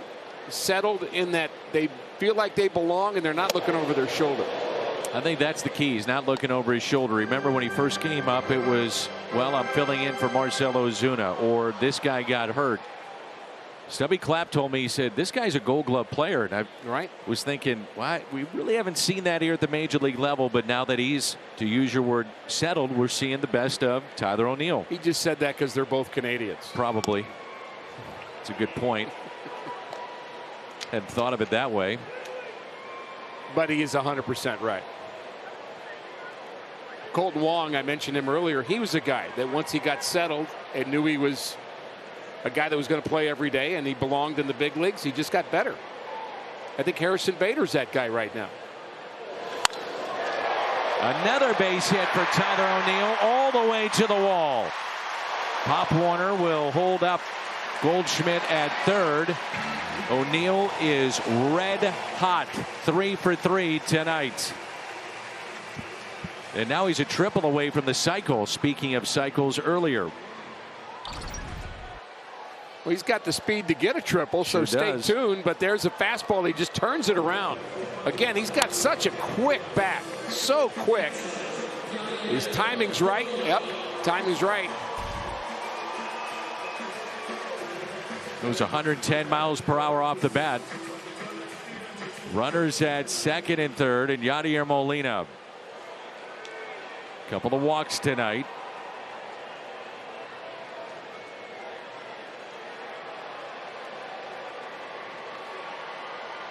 Cardinals with a 7-hit attack and a 4-run lead, trying to add on. First pitch, a strike to Yadi. 2 outs, runners in scoring position. Yadier Molina this year hitting .342.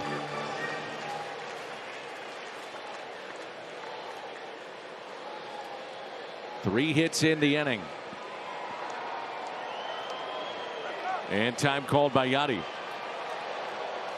So Tyler O'Neill has reached base now safely in 13 of his last 17. That's locked in. I'd say so.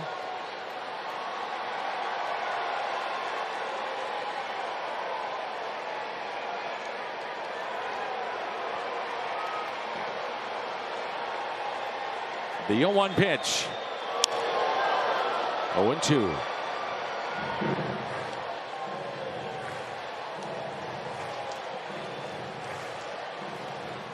Crowd on this Friday night making some noise here at Busch Stadium.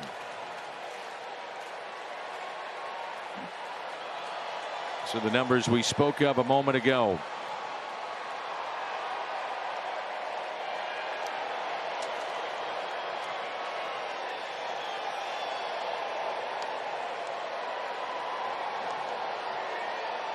No balls, 2 strikes on Yadier Molina. It's a tough take with 2 strikes. Ooh.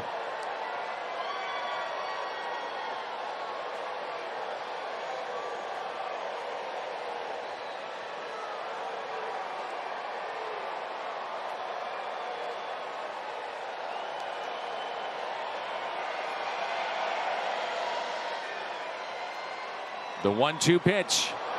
Yadi hits it to short. Lopez up with it. And a strike over to Santana. Paul Goldschmidt with a single off the sidewall that scores Dylan Carlson, who had double. Cardinals add to their lead. It's 4-0 as we head to the 6th. 2 hours prior to every home game, enjoy games, prizes, free North Star frozen treats in the Ford Plaza, and it's presented by Prairie Farms. Well, throwing out our ceremonial first pitch tonight to the Wizard, a legend here in town, now a hockey legend, is Pat Maroon, a 3-time winner of the Stanley Cup.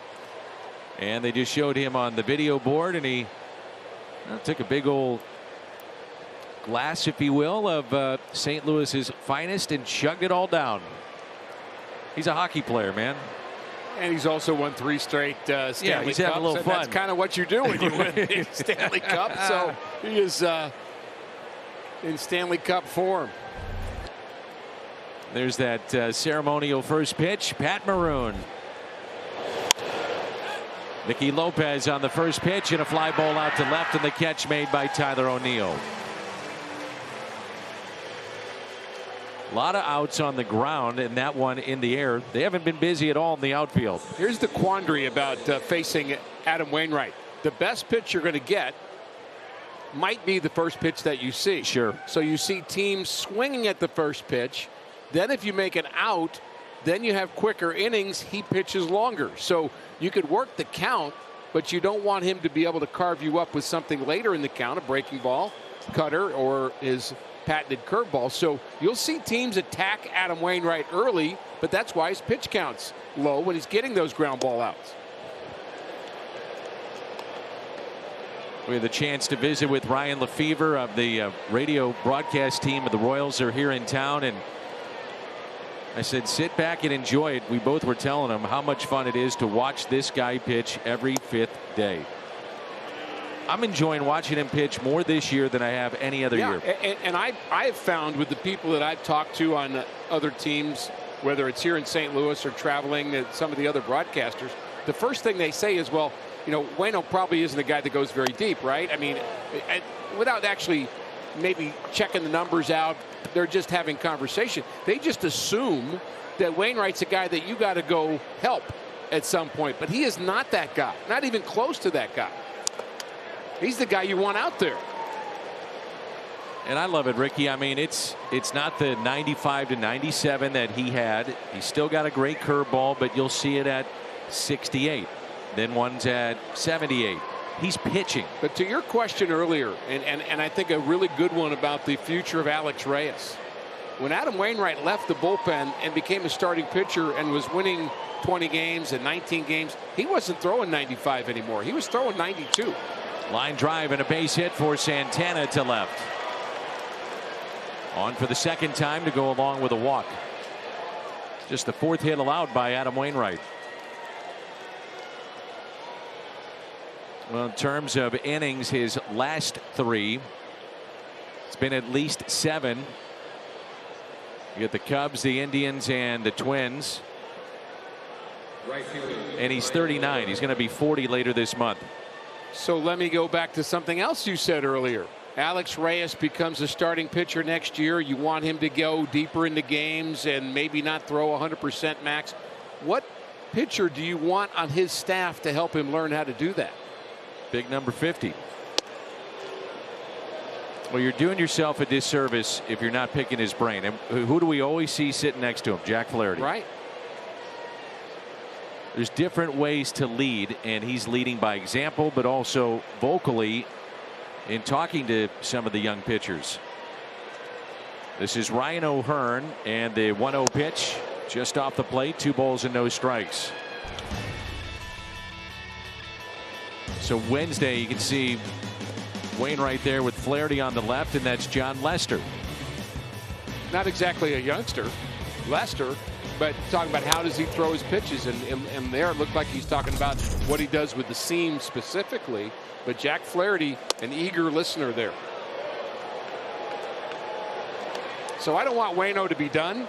Me but neither. When he's done, I want him to be around like Chris Carpenter was around for a few years. And I think we'll get Carp and some of those guys back as I think so. We hopefully come out of the COVID situation.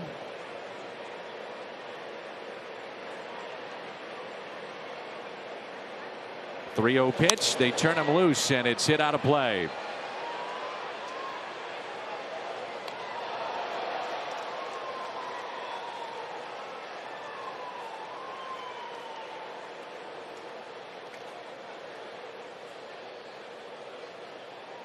Cardinals turned a double play back in the 2nd inning. That was off the bat of Hunter Dozier, who is on deck.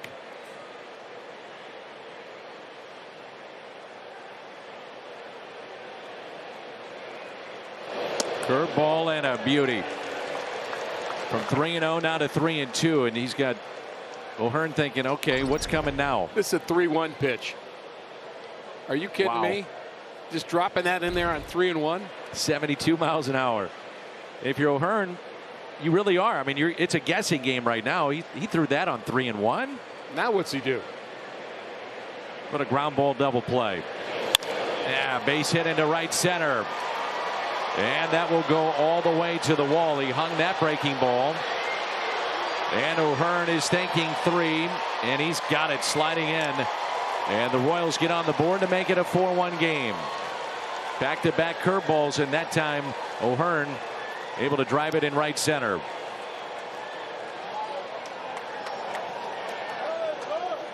Well, that one may have just sat a little bit more in the middle of the plate.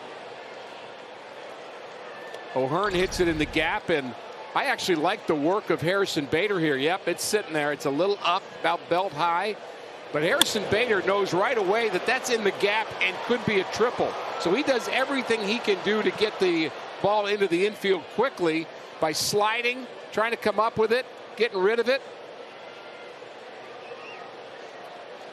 And all that's just hustle effort by Harrison Bader because he knows the potential of it being a 3-bagger. Hunter Dozier 0 for 1 with that double play, grounded into, also walked. That would load the bases for Rivera back in the 4th, but Waino got out of the jam.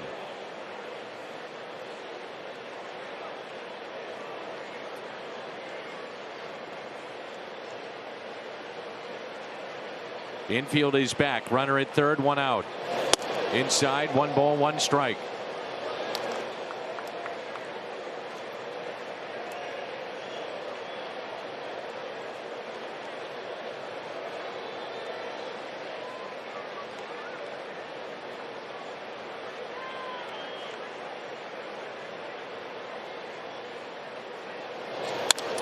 Into center. 4-2 our score. That's 3 consecutive hits for the Royals here in the top of the 6th. And the tying run will come to the plate.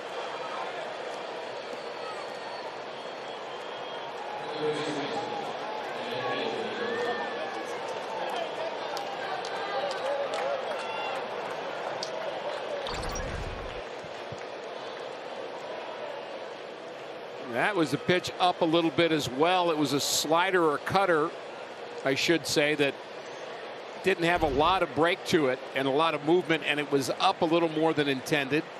And now the wheels have to be turning for Mike Schilt too, because Adam Wainwright's due up 3rd in the bottom of the inning. The Royals starting to creep closer. Wainwright's pitch total at 75, still pretty low. But you've got a bullpen that is depleted. So what do you do? I was going to ask you, Where do they go? I mean, you got to figure that Gallegos, no. Reyes, no. So A lot of pitches yesterday for Alex. Here's a 1-0 pitch. Curveball drops in for his strike, 1-1. You've got innings out there, but do you have the innings you want for a 4-2 game? And 3 innings worth of them.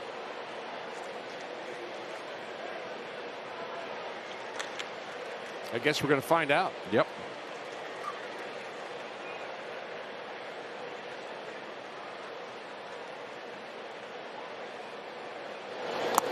Check swing.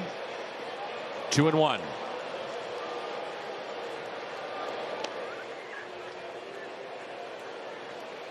Always think about the alignment here. Cardinals had that situation yesterday with Carpenter at second base and a ground ball that was hit to third, but with his positioning, he was in the right side. So to the left of Tommy Edman, trying to turn 2, was late to the bag. Always think about that with the shift. The odd thing about that particular play is that Paul DeJong may have been closer to the bag, but he was going to catch the ball because it was hit really to his right. He wasn't sure if Arenado could get it or not. The 2-1 pitch. 3-1.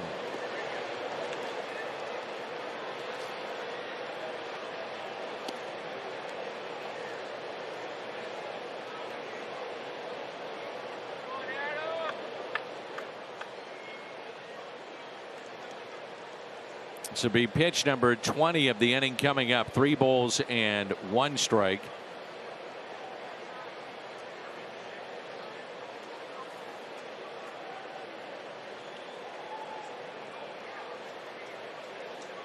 I believe the phone is about to ring. I always have that feeling.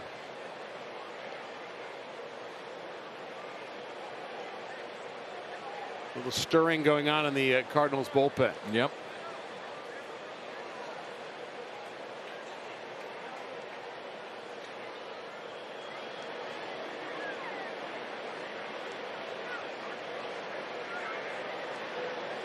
The 3-1 pitch to Rivera.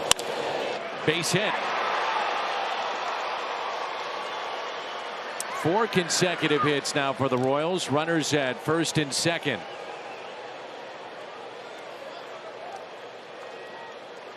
And the last 3 have been hit very hard too, including that one.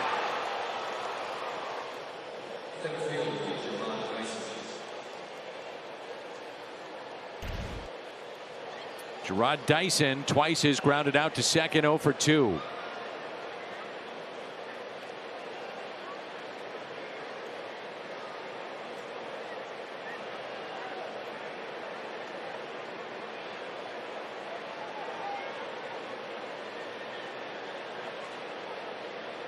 Third baseman Arenado even with the bag. Respect the speed of Dyson, who's 2 for 14 against Adam Wainwright. He would be tough to turn 2 against. Very tough. Have to be hard hit.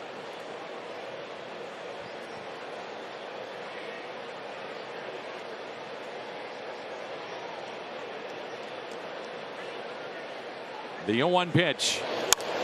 Lined into center. Bader is there. Well, it was hard hit, all right.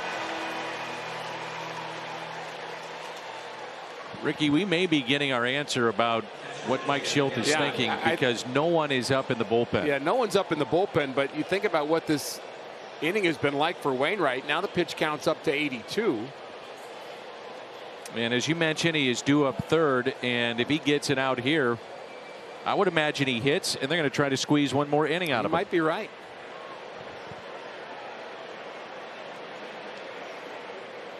I know you would agree with this comment. Managing and working and figuring out how to use a bullpen is the #1 difficult job of a manager. Undoubtedly.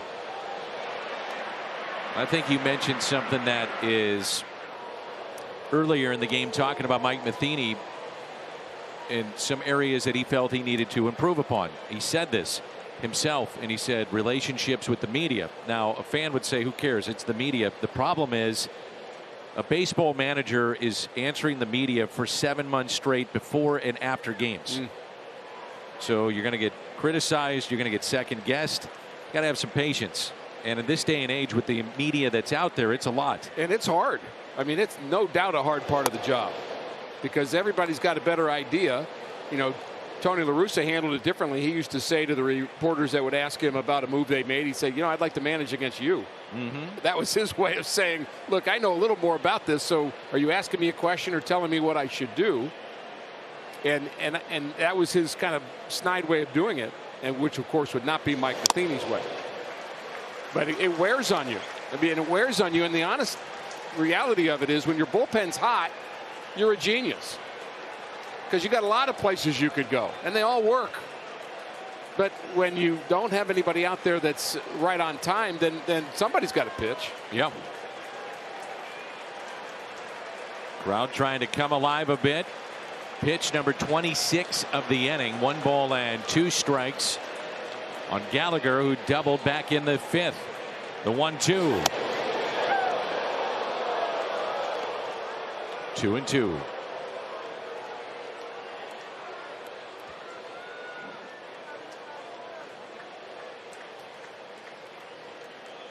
A different time of the year, Adam Wainwright would be out of this game right now. Agreed. Helsley would be in, and you'd be going Cabrera, Gallegos, Reyes. It's Andrew Benintendi at the on-deck circle. The 2-2.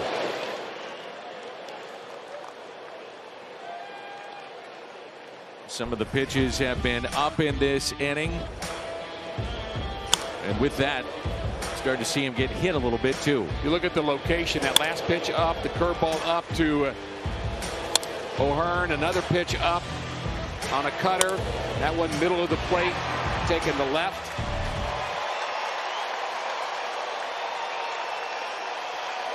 Two on, 2 outs. The 2-2. Ground ball. DeYoung to his left to Goldie. And the Royals will strand 2, but they pick up 2. Head to the home half of the 6th. Cardinals on top 4-2. Will be well rested going into that start. Last time we saw him was against Cleveland. Gave up career high 4 home runs. Velocity was down. He noticed that. Obviously, the Indians took advantage of him missing some spots and took a loss in that day game at Progressive Field. So he's back out there tomorrow night.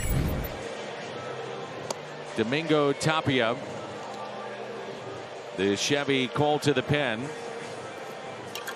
And this year he's been with the Seattle Mariners and now Kansas City. At a scoreless 8th inning on Wednesday night in Chicago. So called up on the 23rd of July from Omaha. And he was acquired from the Mariners for cash considerations.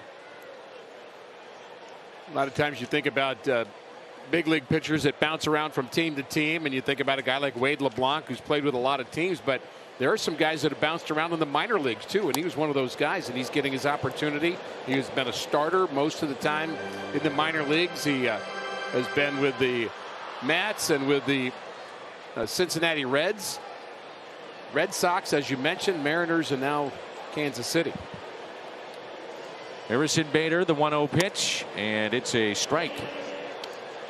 7, 8, 9 for the Cardinals, and no one throwing in the St. Louis pen. So looks like we will see Adam Wainwright go back out there for the 7th inning.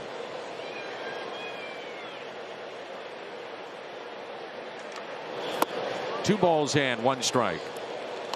Just joined us. Cardinals got a solo home run in the first by Goldie. RBI single by DeYoung in the second. Home run by Tyler O'Neill. And an RBI single again by Paul Goldschmidt to bring in Carlson. Chop towards short. Lopez makes the play. Tyler O'Neill, by the way, is a triple away from the cycle.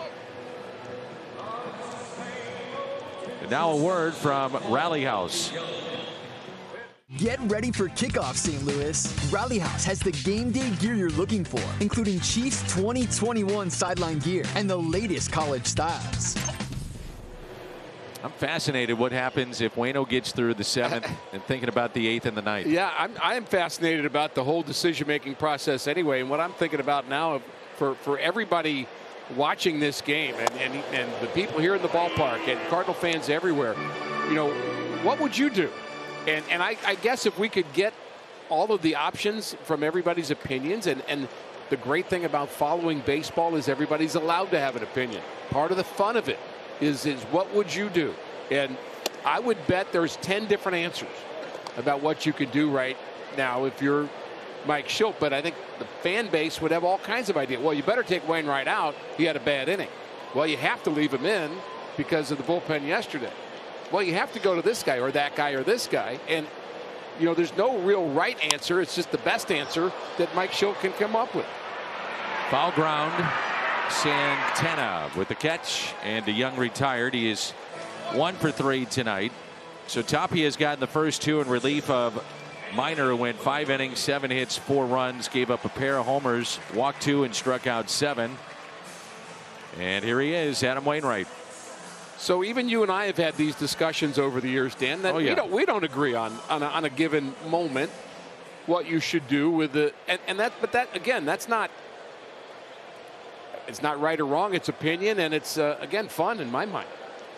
It's the beauty of this. Gets you connected to the game.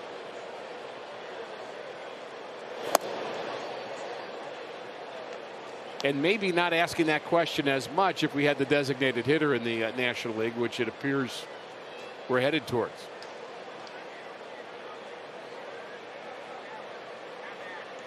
Two outs, nobody on. And the 1-0 pitch. Pulled foul, and it's a ball and a strike on Waino.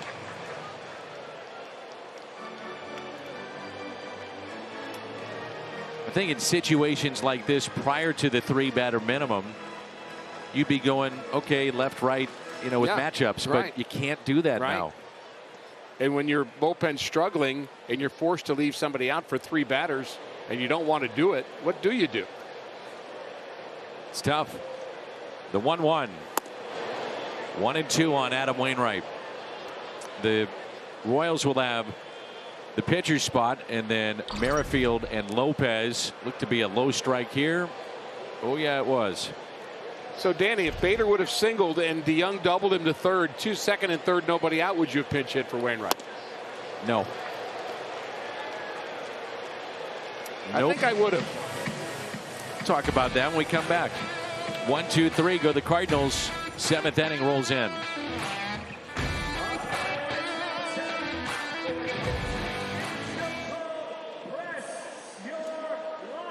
Rehabbing, and it's gone very well. We had Dakota on the pregame via Zoom. He told me, I feel like every time I go out there, I'm a little closer. I definitely feel strong. It's just a matter of time for me. Dakota has been throwing bullpens and to live batters. He says he thinks he will be back with the Cardinals by the end of the season. Dakota told me if I stay on pace, I don't see why not. I'm doing everything I can to show them I'm almost ready. Dan, no timetable, but it would be really good to see Dakota get some work with the big club at the end of the season, don't you think? Absolutely. Thank you, Jimmy. And I would imagine, Ricky, that just from a mental perspective of being able to get a start or 2 or a few innings under your belt and realize when I let it fly, and it's not a bullpen and I'm not playing catch, but I'm back, and it gives you, I guess you like the word settled. You're settled going into your offseason. Yeah, and you have a better offseason because you're not questioning whether or not you're going to be able to even throw when it comes to spring training. So you've got that fear out of your mind. Always been an important thing for a pitcher who's going through a rehab to get him an inning or 2. You don't even have to get him 20 innings, but get him out competing so he can kind of get back into that feel and then sit on that during the winter and come back strong. TJ McFarland is throwing in the Cardinal pen.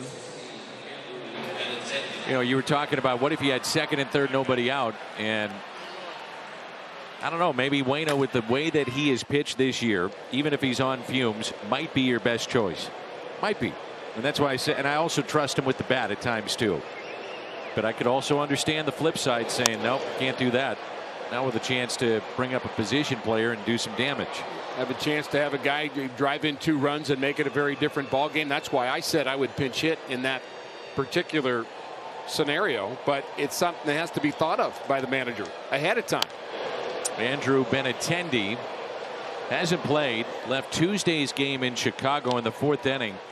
He had a left shoulder strain as he was diving into the bag at second. They thought it was really serious, so they're very pleased that he's able to go.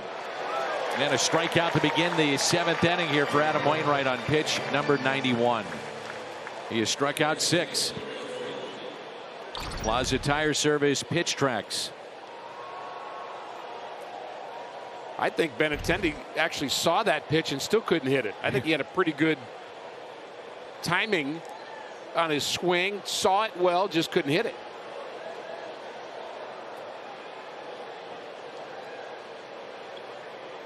Whit Merrifield. This is a big out. First pitch swinging. Edman calls off Paul Goldschmidt, and that is out number 2. Now I know what you're going to say next. I've been around you long enough to know, Danny.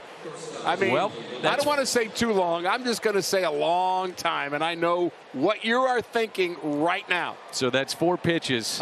Let's say it's a quick 7th. He's under 100. He is thrown, by the way, his season high is 113. You're thinking about an 8th inning. I know you are. This is my guy.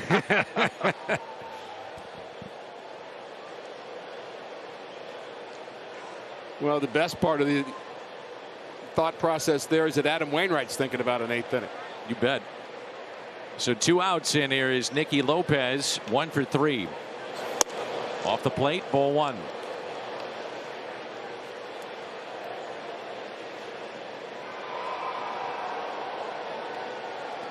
Struck out swinging. Single to right, fly to left. Arenado even with the bag, off the line. And it's 1 ball and 1 strike. You know, another thought, Dan, is because you don't have to worry about whether you pinch hit him for him or not. He can actually go bridge in the 8th. He doesn't have to go the whole 8th inning. That's right. If he can get an out or 2. Hit out of play, and it's 1-2.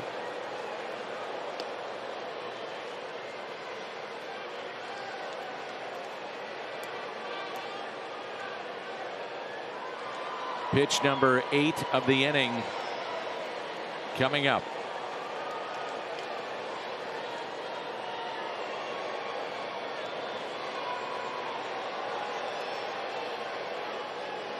Here's a 1-2 on a hop to Tommy Edman.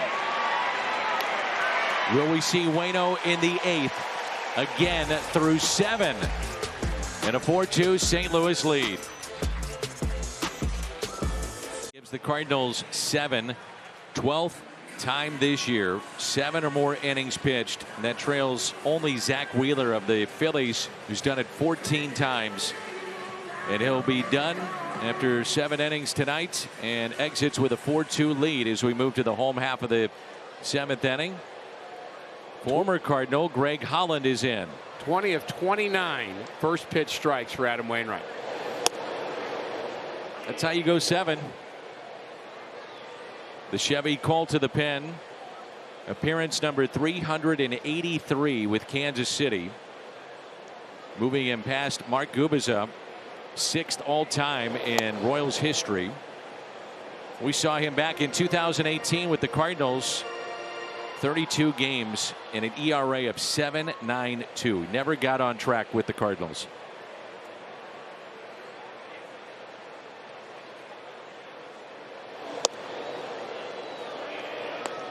It's a ball and 2 strikes. Tommy Edman, the Gateway Honda home run inning. Cardinals hit a home run. The Gateway Honda dealers donate $1,000 to the Make-A-Wish Foundation of Missouri. The 1-2.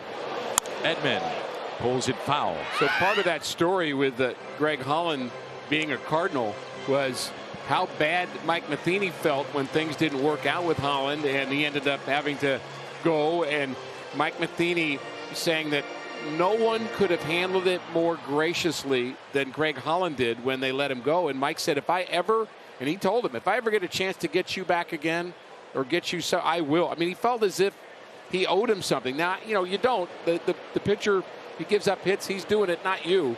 but Mike felt like he wanted to give him another chance, felt like there was more in his tank, and here they are reunited in Kansas City. He's done a nice job with the Royals. Remember, he was acquired basically. We were in New York, and it was either the day before or that day when they acquired Holland. Yeah, get out there. Go get somebody out. The 2-2. Hit up the middle. Lopez to his left. Spins, throws, and out.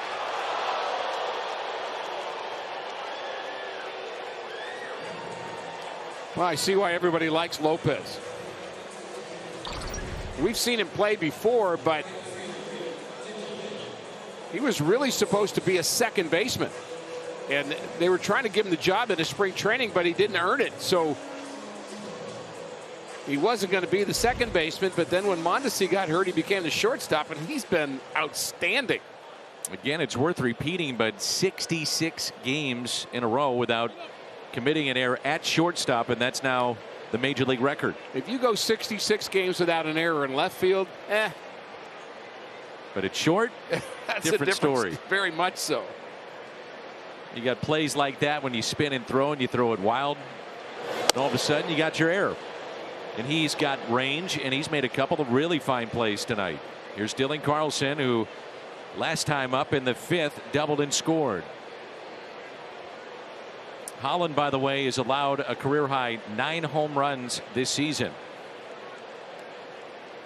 Now working as a setup man to an extent for Kansas City. But he has 158 saves as a Royal. That's 4th all-time in franchise history behind Joaquin Soria, Dan Quisenberry, and Jeff Montgomery, who has 304 to lead the Kansas City Royals.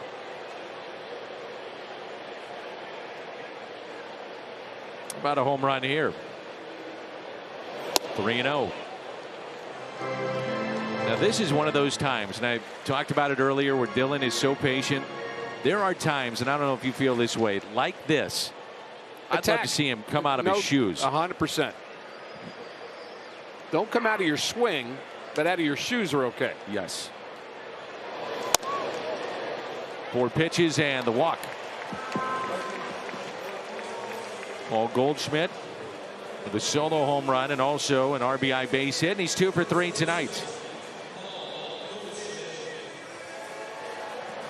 So the 1-out walk, and now Goldie. So the last time that Adam Wainwright threw 4 starts of 7 or more innings was all the way back in 2014. And who would have thought he'd be still doing this at the age of 39, nearly 40 in 2021.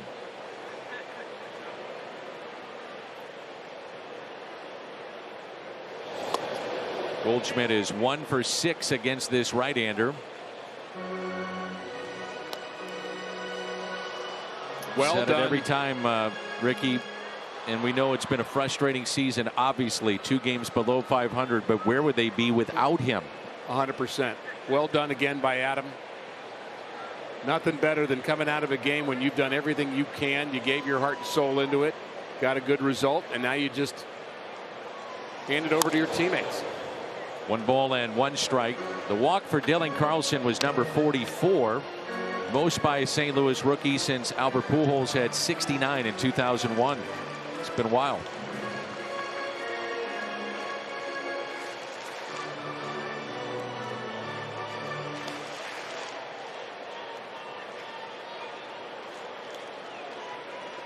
Well, earlier in the ball game, that young man had his glove ready.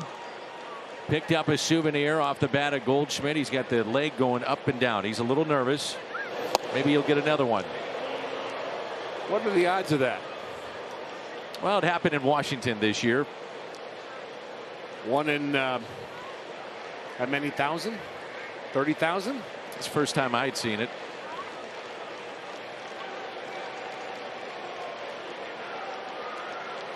Short lead at first and a 1-2 pitch.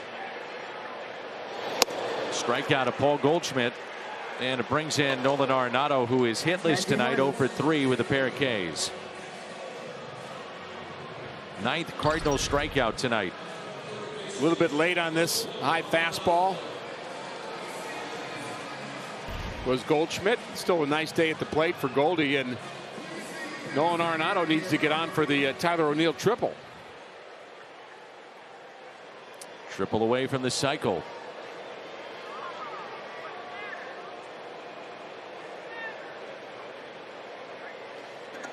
Arenado 1 for 3 with a walk in his career against Holland.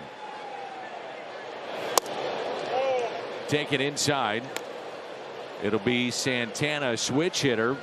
O'Hearn, a lefty, and then Hunter Dozier. Looking ahead to the top of the 8th inning for Kansas City. They've really done a nice job staying away from the middle of the plate against Arenado in this game. Away or in. The 1-0 pitch. Arenado sends it to center, backing up Dyson. Cardinals strand a runner. Their 6th of the night. McFarland coming on. Waino gives the Cardinals 7, and it's 4-2.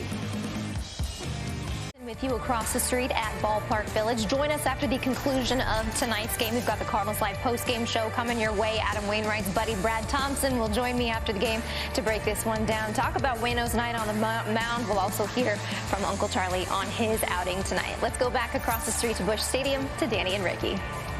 All right, Erica, thank you. Looking forward to the post-game show. And the last couple of games, Erica, I got to be honest, I've always said, well, hopefully you're talking about a win. Yeah. So I'll say it again tonight. Hopefully you're talking about a win. 4-2. Cardinals 6 outs away. McFarland against Santana, O'Hearn, and Dozier. McFarland's been a nice pickup. Spins around Santana. Was 1 for 6 against the Cardinal lefty. And this season hitting .304 against lefties. Switch hitter that tonight has grounded out to second, walked in, singled, and scored.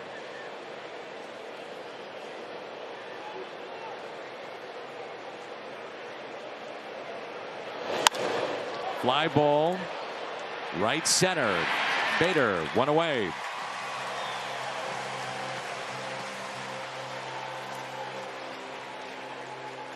Delaware North Sports Service, the official concessions provider for the Cardinals in Busch Stadium, hosting a hiring event Tuesday, 2 to 6 at the ballpark. Part-time job opportunities available for you. Variety of roles. You get $250 sign-on bonus after working through the month of August. More info, cardinals.com/jobs.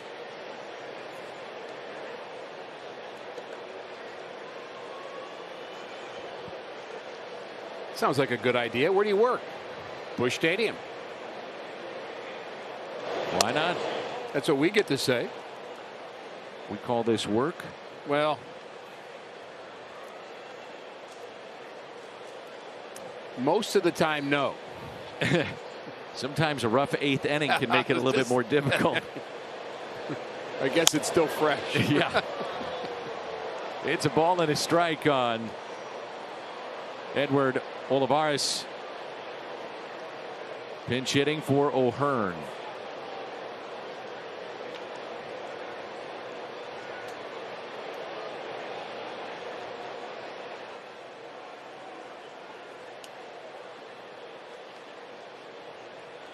The 1-1. 1-2. So the matchup that Mike Matheny wants, a right-hander against McFarland, but maybe also the matchup that Mike Schilt wanted to get O'Hearn out of this game, who's swinging the bat well. Yeah. Or at least neutralize it. 1-2, and he struck him out. McFarland has gotten the first 2.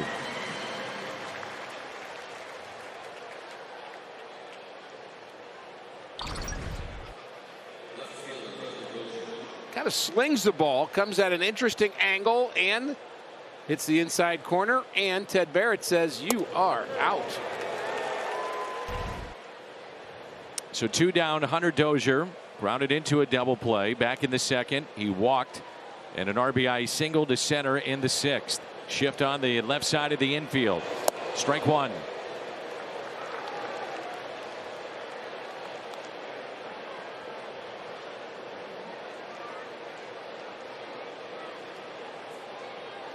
Ryan Helsley getting loose in the Cardinals pen.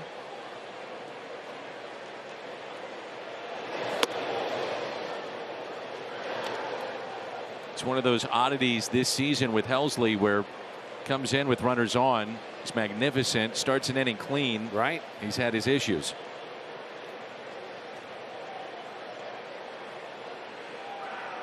The 1-1 pitch. Took something off it. 1 ball and 2 strikes. Fairly consistent, Dan, first half, second half, as far as earned run average for the Cardinal starters and relievers. And you'd have to say kind of in the middle of the pack in the National League. The 1-2. The Cardinals are 13-14 since the beginning of July. The bullpen has accounted for half of the losses.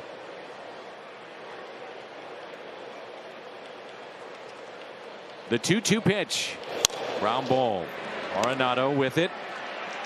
Fires to Goldie, and it's a 1-2-3 for T.J. McFarland. We're midway through 8.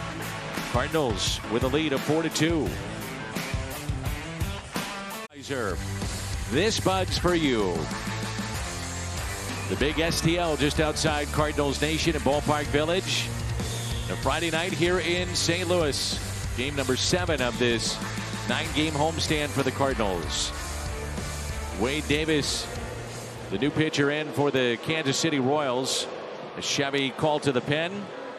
And he himself has been around a long time, too. And he's had some really good years Yes. over the years, but this one not his best. 6.9 ERA. He's dealt with some injuries. And that's typically the way you handle a bullpen when you're down. Gives guys an inning worth of work. But Olivares, who pinch hit, stays in the game in right field. But I want to know who had the T.J. McFarland pitch the 8th answer to the question, how would you handle the Cardinals bullpen today? Probably not many, I would guess. I would wonder if it's a question for the 9th with T.J. McFarland. I would think so. Now the Cardinals have Alex Reyes up and throwing in the pen. So maybe a little history here at the ballpark tonight with Tyler O'Neill. The last cycle was a day game against Milwaukee. Busch Stadium 2, April 27th of 2005. Tyler O'Neill has singled, homered, and doubled. Nothing in 2 the count here on O'Neill. The 0-2 pitch. 1-2.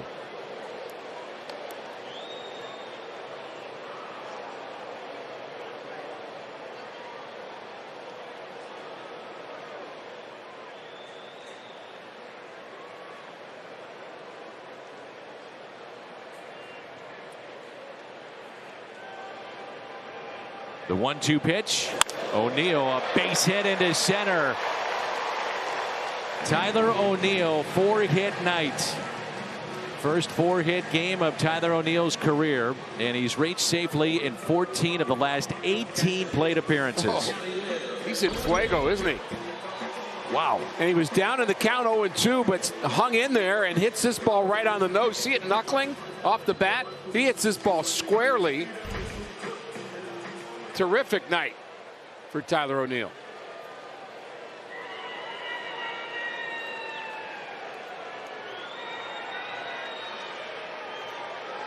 Yadier Molina 0 for 1 with a ground out. Couple of walks tonight.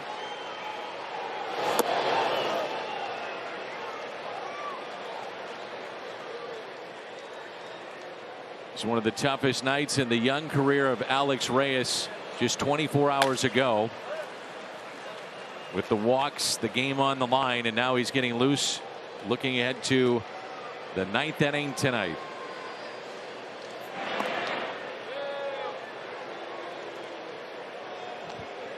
We talked about relievers sometimes having the tendency to overthrow. Well, that's one thing about pitching back-to-back nights. Maybe he won't do that. Maybe he'll have to settle into just a more relaxed delivery and pound the strike zone. That's what Mike Schilt and Mike Maddox are hoping for. He threw 21 pitches last night. Did not record an out. Gave up 3 runs, all earned, and he had 4 walks in the ballgame. Tyler O'Neill, by the way, came into the Atlanta series. His average was 264. It has jumped to 286. We're getting late in the season to have that kind of jump in 4 games. And 286 in 2021 is like 300. Yeah. There just aren't guys hitting 300 this year. Not many.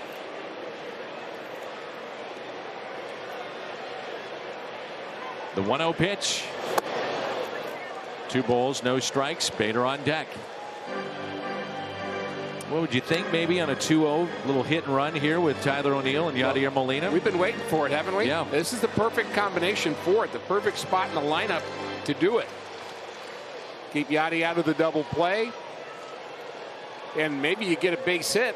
You go first to third. Whit Merrifield, the second baseman near the bag. They hold it first.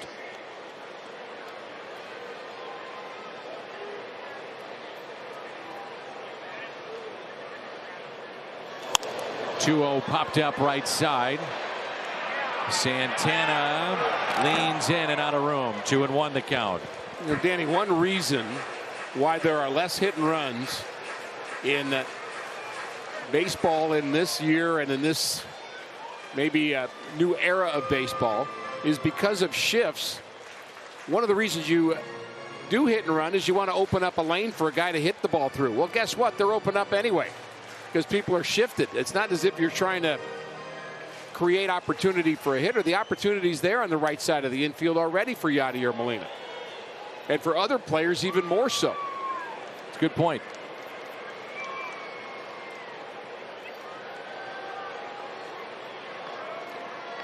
And Merrifield takes a couple of steps to his left. So not quite as exaggerated, and does so again. The 2-1. Little check swing, hit to short. Out there, the turn, and it's a double play. 6-4-3 on the double play. Kansas City now has turned 106 double plays in 108 games, and that is second to the Boston Red Sox. And the 2 middle infielders are a big reason why. I mean, double plays happen in other ways too, but you've got a guy that's not making errors at shortstop. You've got a steady second baseman, a quick turn, and a good throw. Sure helps your pitching staff, doesn't it? It's a lot of double plays. 106. So 2 down and Bader.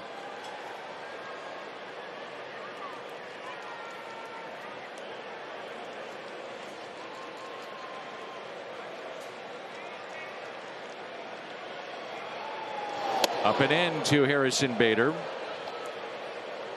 Was robbed his first time up by the shortstop Lopez. Turned into a fielder's choice.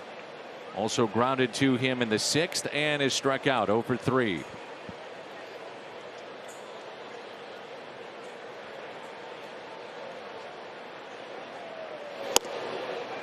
One ball and 1 strike. This copyrighted telecast presented by authority of the Cardinals, not to be reproduced or retransmitted in any form, and the accounts and descriptions of this game may not be disseminated without the express written consent of the Cardinals.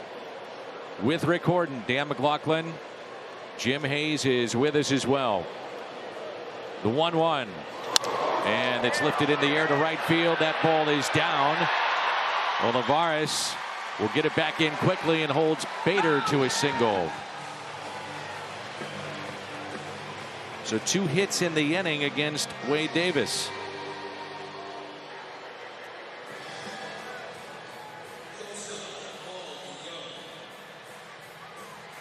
Here's Paul DeYoung, RBI single to left in the 2nd inning. Flied to right and popped out into foul territory, and he's 1 for 3.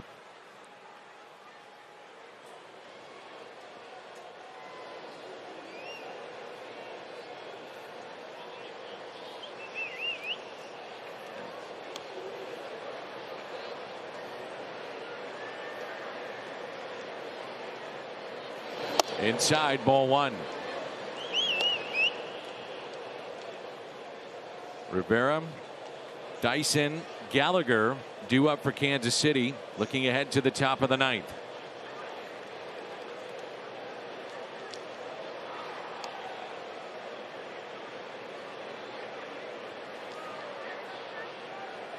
Bader running, and it's fouled back. Boy, he had a good jump, too. He sure did.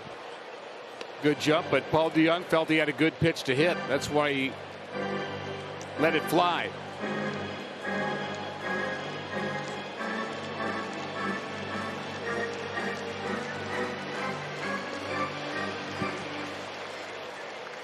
Good to see Ted Sizemore here at the ballpark during the homestand throwing out the first pitch. He was a guy that had to take a lot of pitches because the guy on base in front of him was Lou Brock. Got to do that. Not running this time, and it's fouled back. And you put yourself in an RBI position too when Mr. Brock was running those bases. Of course. Next homestand will be the Cardinals Hall of Fame, and 2 days dedicated to both Lou Brock and Bob Gibson in that weekend. A lot to celebrate. You bet. In Cardinal history in the month of August.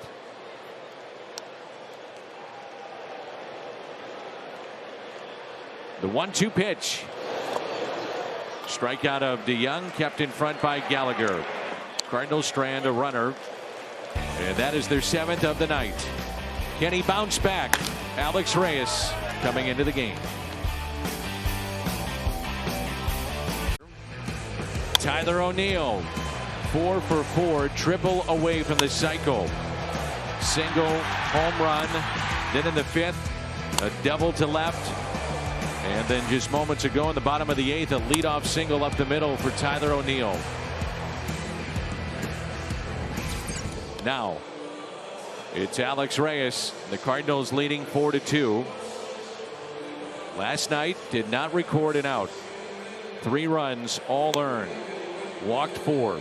Hit a man. 21 pitches, but only 4 were strikes. Trying to bounce back here in game 1 of this series. Chevy called to the pen. Alex Reyes. A tough night against the Braves in game 3. Ricky, you've been in that spot where all of a sudden you cough up the game as a reliever.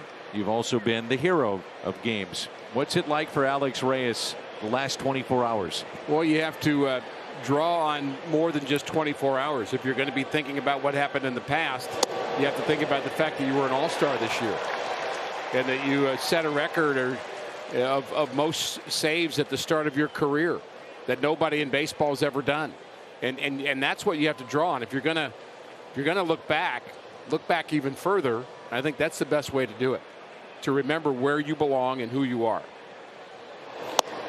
0-2 on Rivera. What did you see with Reyes last night? What was the problem in throwing those strikes? I don't know if he was too strong, but everything was moving out of the strike zone. He could not throw the ball straight, and he could not command his fastball because of that. So he didn't even have a pitch to go to. The breaking pitch wasn't working, but the fastball wasn't either. The 0-2 pitch, swing and a miss. 3 pitches, struck him out. That's more like it.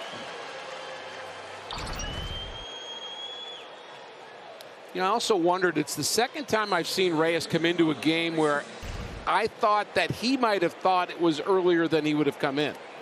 So the non-save type situations. I just wonder whether in his brain. Or early in those appearances, maybe it was like I'm not going to say surprised by it, but maybe not as locked in.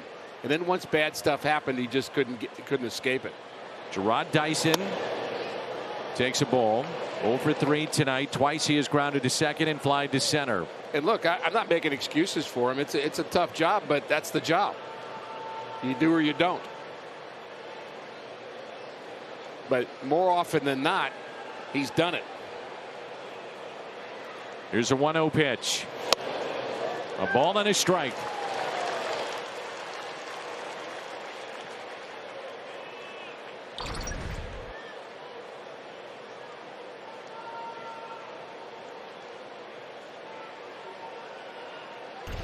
Yachty between pitches as Dyson hits it down the left field line. A message for Reyes. And it's 1-2 the count. And you wonder what Yachty may have seen last night from Reyes, even though he wasn't behind the plate watching him. Something in maybe not letting the ball go, maybe aiming it. That's another thing he could have been doing last night. You know, only Alex knows, but you also don't want him overthinking that. Just go do what you do. The 1-2 pitch. Fly ball into center. Bader is there for out number 2.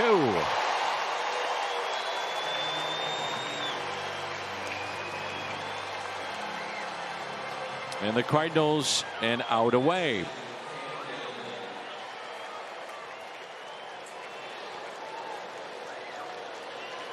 The Royals, if they cannot come back, they would go to 19-36 on the road.